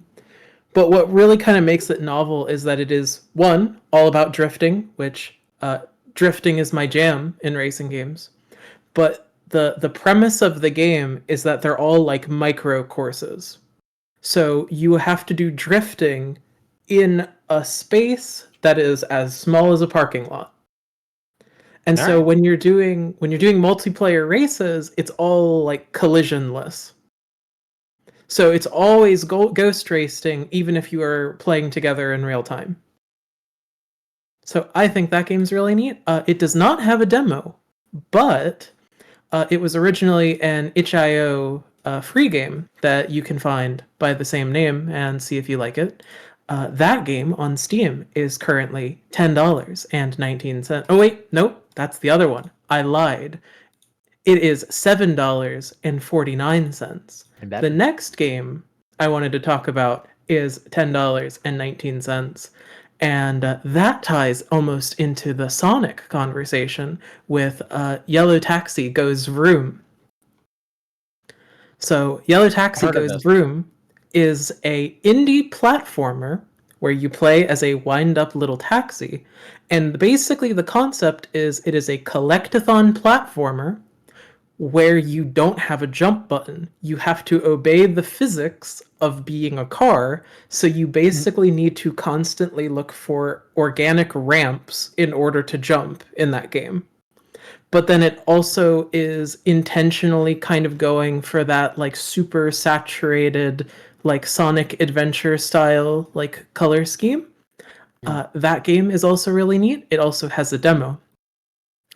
The last game I want to shout out, this is the most economical choice at $2.99 American, is Kill the Crows. Kill the Crows, you know the trend of the Vampire Survivor likes that were like infesting Steam for like the past eternity? Yeah. So Kill the Crows is kind of proximally adjacent to that kind of game. You know, you are being attacked by a never-ending, conglomeration of enemies, and you're picking up upgrades. But it's also kind of like a twin stick where you are managing, like, shooting all of these enemies, and that is all in service of basically building up to, like, an Overwatch ult where you can target a bunch of enemies around you and auto-shoot them. And I hear the gamers like this. But it does, in fact, have a dodge roll in it. So it might be one of the best games ever made. Could be. So those are my 3 shoutouts. Use those Steam sales judiciously. Sounds cool. Sounds very cool. Anything else that you want to shout out? Because again, you're kind of the last one here. We've covered everything else. You have Clair Obscur written down here. Did you? How far did you get into that? Oh dear. So Clair Obscur. So this also feeds back into my depression, circling Dragon Quest. But Clair Obscur, unfortunately, I was shocked, and I say unfortunately for a particular reason here. I was shocked that game runs really good on my computer, and I have no idea how. My computer is super out of date. The SSD in it is like a first generation SSD when that concept was new. I still get 60 FPS in that. I have no idea how that's happening, but I'm not going to complain. Yeah. As far as how far I got into it, that game kind of astounded me because, like, in the modern era, we have kind of forgotten that, like, video games are allowed to operate in realms of, like, abstraction, and people have a unending amount of haterism for abstraction because they basically want video games to be like reality too.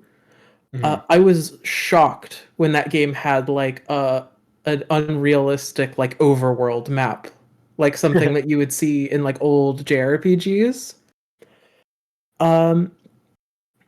Here's the thing. My favorite FromSoft game of all time is Sekiro. I'm going to have positive things to say about the dodge and parry game. I promise you this. And the dodge and parry game is very good. I think it does the thing that a lot of modern written RPGs have, where occasionally the characters are maybe like 5% too self-aware with how they're written. But this game actually kind of has an excuse in my mind, because like the basic starting premise of this game is kind of like, hey, you just witnessed an extremely traumatic event, go and live through a different traumatic event. So I can kind of understand why the characters are a little bit more emotionally raw than like your average Gerald of Rivia. Um, so I think that I am willing to forgive the writing such that it is at this current point, but I've been really enjoying myself with it. I I think this is the first RPG in a while where I have engaged with combat on purpose, just because the combat was pretty fun. I mean, you were just talking about how frustrating Dragon Quest was, where you were just putting it on auto, and now you're playing this game and you're like, oh, I'm doing the combat, I'm involved here, and you're having a good time with it. Well, like, the thing is, I'm not usually like a build crafter kind of person. I'm very much the kind of person where I'm like, well, this character seems like someone who would use like a lance, I guess. They have a lance personality. Um, this kind of game is interesting for me because it has like the build flexibility that you can get from a lot of other games, because it's got like the skill trees, it's got like the you can find the weapon that specifically slots into how you are building this character X, Y, or Z.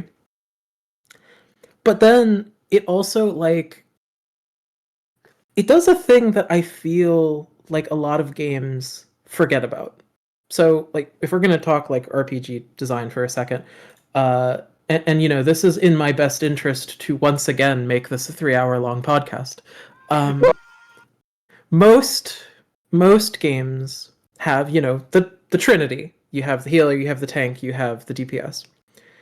A lot of those games forget that you can kind of have like micro interactions between party members that are beyond like what their role is.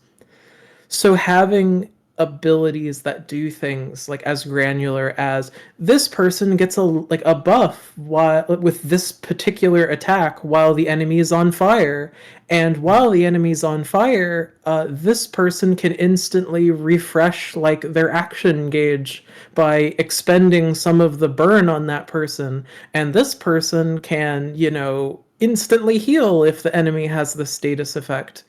And it kind of makes you have like this amorphous like Rubik's cube of like a combat engine, because like again, I know a lot of people I know a lot of people have like goggles on at all times where like it instantly turns their brain off if they see that a game is turn-based, because turn-based is boring. It's bad. But this kind of game is kind of like obviously it's not the most complicated RPG ever made. Like real like RPG sickos might call this like a little simplistic, but you know, they can go chew on the beige carpet that is Disgaea. But like this kind of game is interesting to me, particularly because it kind of captures that maxim that you should be making interesting decisions even in the micro moments of these kinds of games, and basically having to choose like, you know, all of these big decisions that interlock with each other is just kind of good game design in my mind. Because when I came off the back of something like Dragon Quest, where kind of a lot of the time the most optimal option was hit the attack button until they are dead, having enemies that deal damage in a specific way where if you are not paying attention you will die in like 2 attacks is it's enjoyable by comparison. And I don't like the idea of playing this game up by putting another game down, but I do genuinely think that like it's not just like the darkness or the ambience that specifically makes this like an enjoyable game. It is also just the fact that I feel incentivized to actually bask in things in this game with the ideas that it presents, with the world building, with the character choices, with all of these kinds of things. And I think in that way, it's a game much more made for me than Dragon Quest was, even though Dragon Quest is very well made. And I think that kind of ultimately boils down to, systems that beg for you to play with them like the toy that they are. And that's kind of where I'm at. Like, I haven't gotten super far. I have played at this point 5 hours in total. I think I cleared the first, I don't know, dungeon-like space, because all of these are like big open areas. It's not horribly claustrophobic at all, but I have officially 3 party members, if that tells you where I'm at. Yeah. No, I think I haven't played it yet, so it doesn't tell me anything. But yeah. I just wanted to make conversation. Yeah, no. One of the things I love most about that game is the build crafting. Like, it is nice having. I have always liked games with like in-depth build crafting. That, yes, there are very specific ways that you can just absolutely break that game, but there are also a whole lot of ways to just make it a hell of a lot more fun in, like, with your builds. Like, I don't always like to do the hey, I made my character an unkillable god. I sometimes like doing the, yes, I'm gonna do a ton of damage, but I have to actually get good to do that, rather than, Glass hey, cannon. I chose the right abilities that just makes enemies die right away. And there's so many ways to do that in this game that it is legitimately like one of my favorite experiences. It's very weird because I've like posted like mildly critical things about it, which are like critical of like, yeah, I knew where the story was going 5 minutes in and stuff like that. But also, like, God, the game, like, I constantly talk about how much fun that game is. Like, it is shocking how much stuff there is in that game. Mm-hmm. And how well put together it is. Mm-hmm. And hearing that it runs that well on your PC actually makes me excited to maybe play through again on PC, because it's really nice having well optimized PC games, because there aren't a lot of them. I mean, the one thing that I had to change, and I was so ecstatic that I could do this. Like, so I don't have like a modern graphics card. I still have like a 1070 in my PC.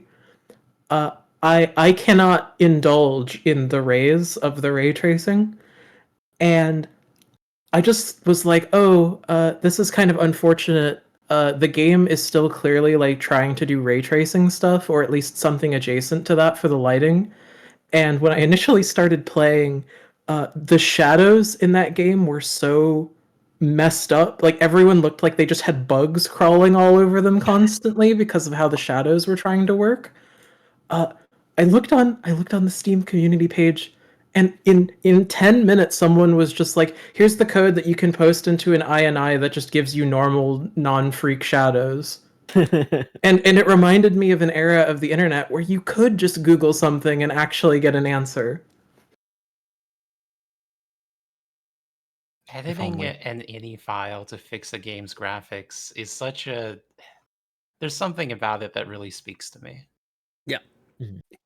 Yeah, and it looks great. I'm running the game on medium with like the DLSS stuff on, and it runs fine.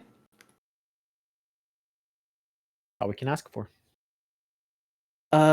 I do have a big question. I have notes. Okay. Why are Loon's feet out at all times? Yeah, Why did that need I to asked happen? that a lot. I was very it's because she floats, so her feet never touch the ground, I guess. I don't know. It's weird.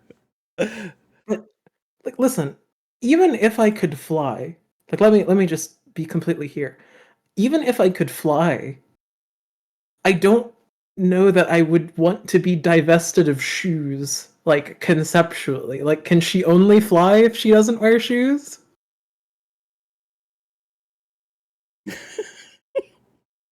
Keep playing to find out. I mean that it better be answered by the end of the game. I mean, at the same time, as Lorelai said, they're kind of doing that one thing that Nier did that kind of like gets under my skin a little bit, where every 5 seconds 9S is doing like a "were you paying attention" test, where it's like, I can't believe the robots have feelings. 2B, that's crazy. I didn't think robots could have feelings. I sure hope that's not the moral of the game.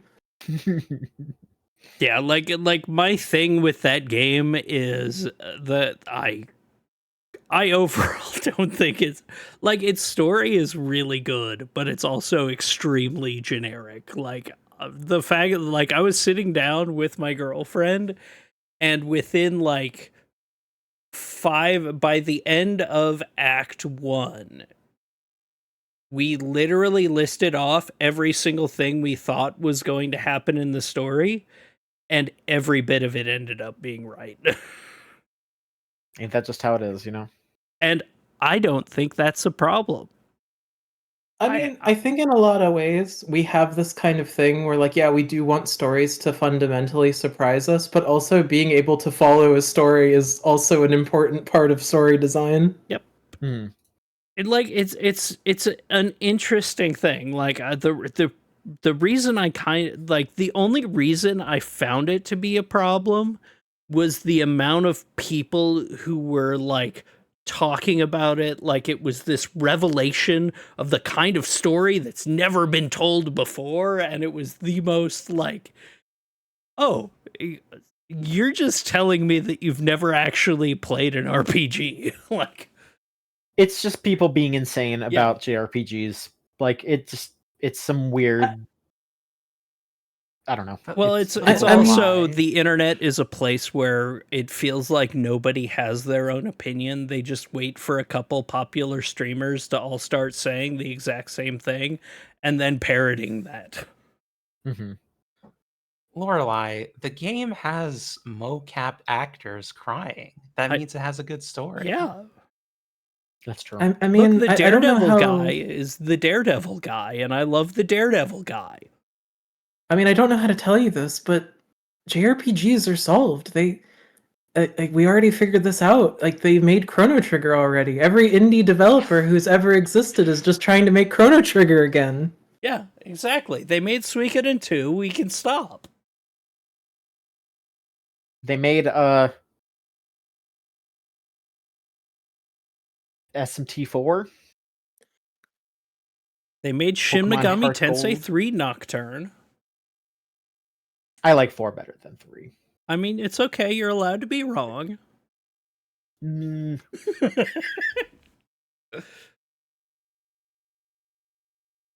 All right. I mean, you can play the Final Fantasy Pixel remasters and experience what those games were like for the first time if you were experiencing a pupil collapse at the same time.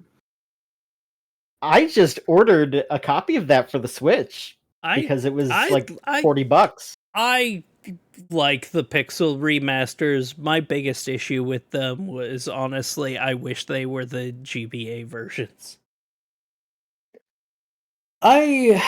Funnily enough, like my particularities for these kinds of games are I really need the music to carry the scene, because again, these are all like, I do not say this as an insult. I want to make that abundantly clear.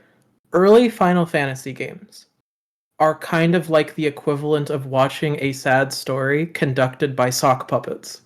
They're just little pixel puppets bouncing around the screen, and the dialogue needs to essentially intimate what is actually happening. And if you make every scene, like, if you grant every scene the gravitas of having an orchestra following you around, every scene is now the most important scene in existence. And yeah, it's this kind of thing where video game music, like especially of like the 16-bit and earlier generations, was kind of like a musical genre defined by its limitations. And the same thing with modern graphics occurs where the more you are capable of seeing, the less there is realm for imagination. So if you could hear like I don't know, Terra playing for like the first time, even though that track is really simple, it carries a lot of emotion. And because it's carrying emotion, you can almost imagine instruments that don't exist, and all of that ambiguity explodes the second that we have like a big band orchestra following you around at all times. I am with you on that. I actually I really, really wish that the old music, it did not need to be an option. You did not need to be. The only scene that should have the full orchestra in any of those games is the opera house scene. Just have the opera for that. Nothing else needs the opera. Well, I'll let you know how I feel about it once I get my copy in the mail, because I ordered one because it was like half off. But you know, I mean, actually, I don't know if I know this. I don't think you've played many Final Fantasies, right? no, I have played. So I have put my hands on 6. I got a good ways into it, but I was playing it on my Vita. I was playing like whatever. I think there was like a PlayStation PSP version, something like that, and then my file got wiped, so I never finished it. I have played. I got like halfway through the 7 remake, and I pretty much 100%ed 13. So those are my Final Fantasy opinions. I mean, I as much as I have opinions based on like the quality of, what port you're playing, like Final Fantasy at this point has been ported to everything with a screen. Like I'm pretty sure I could find a port for my smart fridge at this point. Yeah. I do still think that all warts considered, those games are kind of permanently extant as the first time you experienced them. And so I do genuinely hope you have a good time with that Pixel remaster, but I will not be like one of those like Plymouth zealots that's like you can only experience it in the ideologically pure way if you play the Game Boy Advance version. Mm-hmm. But only the Game Boy Advance version with this specific SKU. Yeah. Yeah. Look, I'm the person who still calls it Final Fantasy III, and I always will, because I did not save my allowance for months to buy Final Fantasy VI. But I'm not one of those crazy people that gets mad when people call it Final Fantasy VI. You can't even call it Final Fantasy III anymore because of woke. Yeah, exactly. Fucking woke ruining it for me. It's so Scott funny is saying. Oh, sorry, go on. Scott is saying in the chat that they did add an option in the Pixel remasters to use the original BGM. Oh, so, they finally patched that in. Thank God. I guess so. This discussion is very funny because usually I am on the other side of this. I'm someone who's very persnickety about remasters. I'm like, oh, the original kind of looked better, doesn't it? But for Final Fantasy VI, I kind of prefer the look of the Pixel remaster. I think the original sprites are a little too busy. And stunning everyone into silence and hating me. I mean, I just didn't have anything to say. It's fine. Yeah, no, I mean, you're kind of right. Like, I mean, some of those, I went back and I've been playing the PSP ports of 1, 2, and 3, the original games. And those are such wild experiences compared to the thing. Like one having a weird super boss that you could fight 10 different ways is like such a weird thing, and I love it.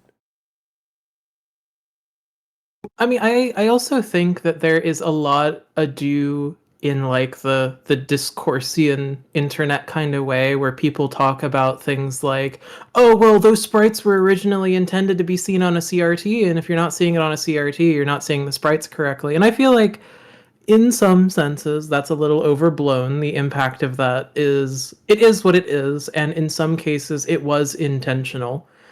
But I also feel like the busyness of the old sprites kind of lent itself to that kind of the thing I described earlier, where it's like it forces you to imagine more detail than actually exists. Yeah. Yeah.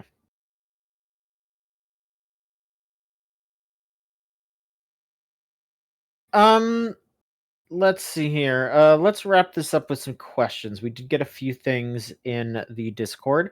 If you want to send in a question, you can go to your email client of choice and send it to podcast@gamesline.net, or you can join our Discord server. Here, I will link it in the chat. It is the gamezone.zone.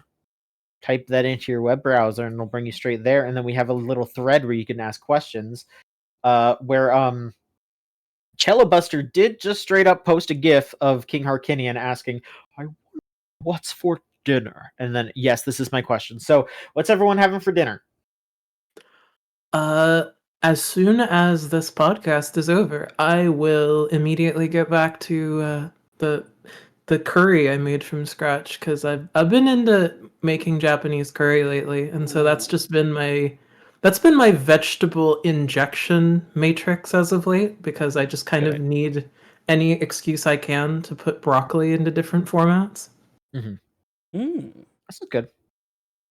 I am going to be eating some leftover Korean japchae, which we made last night, which is absolutely fantastic.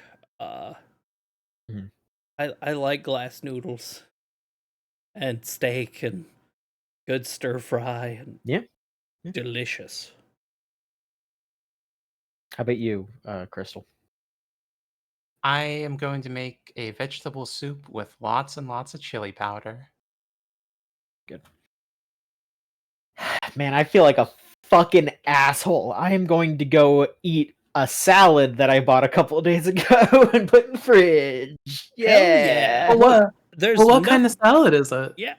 It's like one of those like southern salads. It has like beans and peppers and corn in it. And chicken. Sounds tasty. I love a good put chicken some Catalina salad. salad dressing on it, because I put Catalina on everything. Oh, hell yeah. There you go. That's what's for dinner. It is pretty goated. And also, Solon said, just got back from the Veltling theme park in the Netherlands, and I saw this absolute jongler. What is your favorite jester, joker, or juggler of mirth in video games? I don't know if you want to show an image of this jester. But how's everyone feeling about jesters and or mirth makers recently? Not clowns. We're talking about jesters here. I mean, shout out to Jevil in Deltarune. I've been, I played through that chapter a couple weeks ago, and I mean, all the Deltarune music has been stuck in my head so bad. But yeah, like World Revolving comes back to me a lot. Jevil is a little bastard, but that song is so good. I feel like every week the answer to my question is found in Tales of Berseria, but I really like Maggie Lee's design. She's got books for a skirt.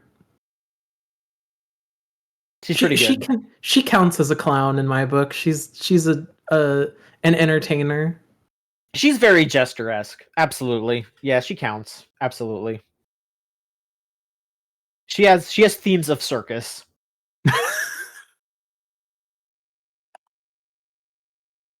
For me, God, I guess since we've been talking about it, now I just keep thinking about Kefka, who I genuinely, God, what a good Is he a jester villain. or is he a clown? He's a jester. Okay. Like, he's definitely got more jester vibes than clown vibes. Okay. I mean, he's the only Final Fantasy villain that just straight up wins.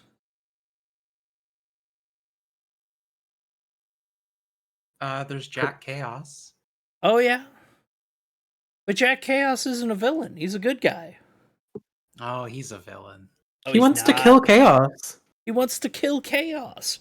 And then become Chaos so that he can Don't worry about that. teach the Warriors of Light to be the true heroes. Yeah. He just has really strong kayfabe. He's just an angry good guy. Yes, exactly. You gotta keep it kayfabe. Crystal, do you have a favorite jester? Probably the Harlequin from Assassin's Creed Brotherhood multiplayer. Oh, hell yes. Silly animations. Oh, fuck. Now I want to play Assassin's Creed multiplayer. That game ruled. I'm sorry. They should make a new one. If I am prohibited from doing a Tales of Berseria answer, I'll say Harl from Chrono Cross. You're not prohibited, but you can say that if you want. You can say more. Well, then I have two answers because there you go. She is French. Oh, okay. French. As any true jester is. The jester from that one Lemmy skit. That's technically a video game. That's true. That is true. Yeah. That. Oh no! Wait, no. It was a mime. I think. Right? No. I'm thinking about the. No. He was a clown. The like extremely old clown, who like freaked out Hillary Clinton that one time in that one video. I like. I'm thinking about that guy. He's like a 90-something-year-old dude, and he was just like, "Clown is more difficult than mime," or whatever. And she's just like sitting there, just like, uh-huh. Yes. God. All right. Does anyone in the chat have a quick question, or shall we wrap this up? Hit us with something, chat, because we got to do audience interaction. We're having fun here. We're doing stuff. We're interacting. If you want them to interact with you, you got to do that one thing with the GIF that's been circulating of the guy doing a backflip onto his desk. Yep. I can't do that. I don't want to break my desk. All right, no questions then. All right, we're good. We're good. We're wrapping this up. Good. All right. Thank you so much, everybody, for listening. If you like what we're doing, we have a whole freaking website where you can go onto it and look at things that we do. Gamesline.net. You can go on there and check it out. You can go to our Twitter or Blue Sky and follow us on there. Blue Sky is what we like these days. Blue Sky, it's gamesline.net. We prefer there. If you do still use Twitter, it's at the Gamesline. We have a Tumblr, gamesline.tumblr.com. Facebook.com/Gamesline if you are on Facebook. I use Facebook Marketplace, and that just kind of upsets me sometimes because there's not really good stuff on there anymore. Yeah, we did actually hit 500 followers on Blue Sky, so yay! Yay! And yeah, we have our YouTube and Twitch where if you want to watch us, if you want to watch this live, if you're not here right now, but you do want to be next week, it's twitch.tv/Gamesline TV. We stream our podcast live at 5 p.m. CST, or I guess that would be 6 EST, right? Am I doing that correctly? 1 hour forward. Yep. Right? Yep. Okay. Yeah, if you don't want to watch it live, but you do want to watch it, we upload these up onto YouTube, youtube.com/@the Gamesline. You have to put the @ in there, or it doesn't work. You can also listen to us on whatever podcast platform you so choose. If you just want to listen to our voices, you don't want to look at us, you could just listen to the voices. And if you like what we're doing, we have a Patreon, patreon.com/gamesline. $3. You get access to our anime podcast nice and early, and you support what we do. Because we're doing a bunch of crazy ass stuff in the coming weeks. And we've been spending money on it. You've been putting stuff out there, and we want to do more stuff. So your money turns into dumb shit. Yeah. Good shit. I mean, it dumb. helps us do so much more stuff, like doing the live stream podcast, things like that. More people being able to be involved in the podcast, and it's so nice, so great having the help with. Yeah, it helps us a ton. So thank you everybody who does give, and hopefully more folks hop on that Patreon. We have a Discord server, which I did post in the chat, thegamezone.zone. Type that into your web browser, it'll bring you straight there, and you can come yell at us and say, hey, post. And then I go, oh, okay, we will. Okay. Yeah. And then we do. And thank you to Melt/Magic Circuit for our theme song Crush off of the album Magic is Real. If you want to listen to their stuff, it's meltchannel.bandcamp.com or magic-circuit.bandcamp.com. I, again, don't know if they're really cooking anything up new yet, but, I bet maybe they will if you go buy their music at Bandcamp Friday, first Friday of every month. Just saying. Lorelai, where can people find you? Hey, you can find me at twitch.tv/JudgmentScythe, JudgmentScythe.bluesky, there. And those are pretty much everywhere I'm active these days. Yeah, come by, hang out.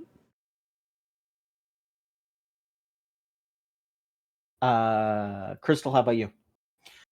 You can find me at Arcane Crystal on Blue Sky. Listen to the Book of Medora podcast. The FF8 episodes are coming out now if you want to hear 3 people playing through the game doing in-depth thematic analysis. Lily, how about you? I can be found at gallisdoctora.bsky.social. And I'm John. Is it at or hang on? Yes, john.gamesline.net on Blue Sky, which is cute. I still like. I like that. That's a good one. Yeah. And that's what I do. I mean, if you join the Discord server, you could probably yell at me about stuff if you so choose. You could say, John, get a better salad. I played that Pokemon ROM hack, and that sure was hacky. Yeah, John, don't talk shit about Emerald Seaglass. It's gorgeous. And then I say, I think it's gorgeous too, but I want more sometimes. I don't know. We'll see. We'll see how I feel about it. Anyway, thank you so much for listening, everybody. We'll be back next week with another episode of the Gamesline podcast. Have a good one. I tried really hard, guys. I tried to make it 3 hours long. I couldn't do it. I'm sorry. You failed. You did it. Close. Have a good night, everybody.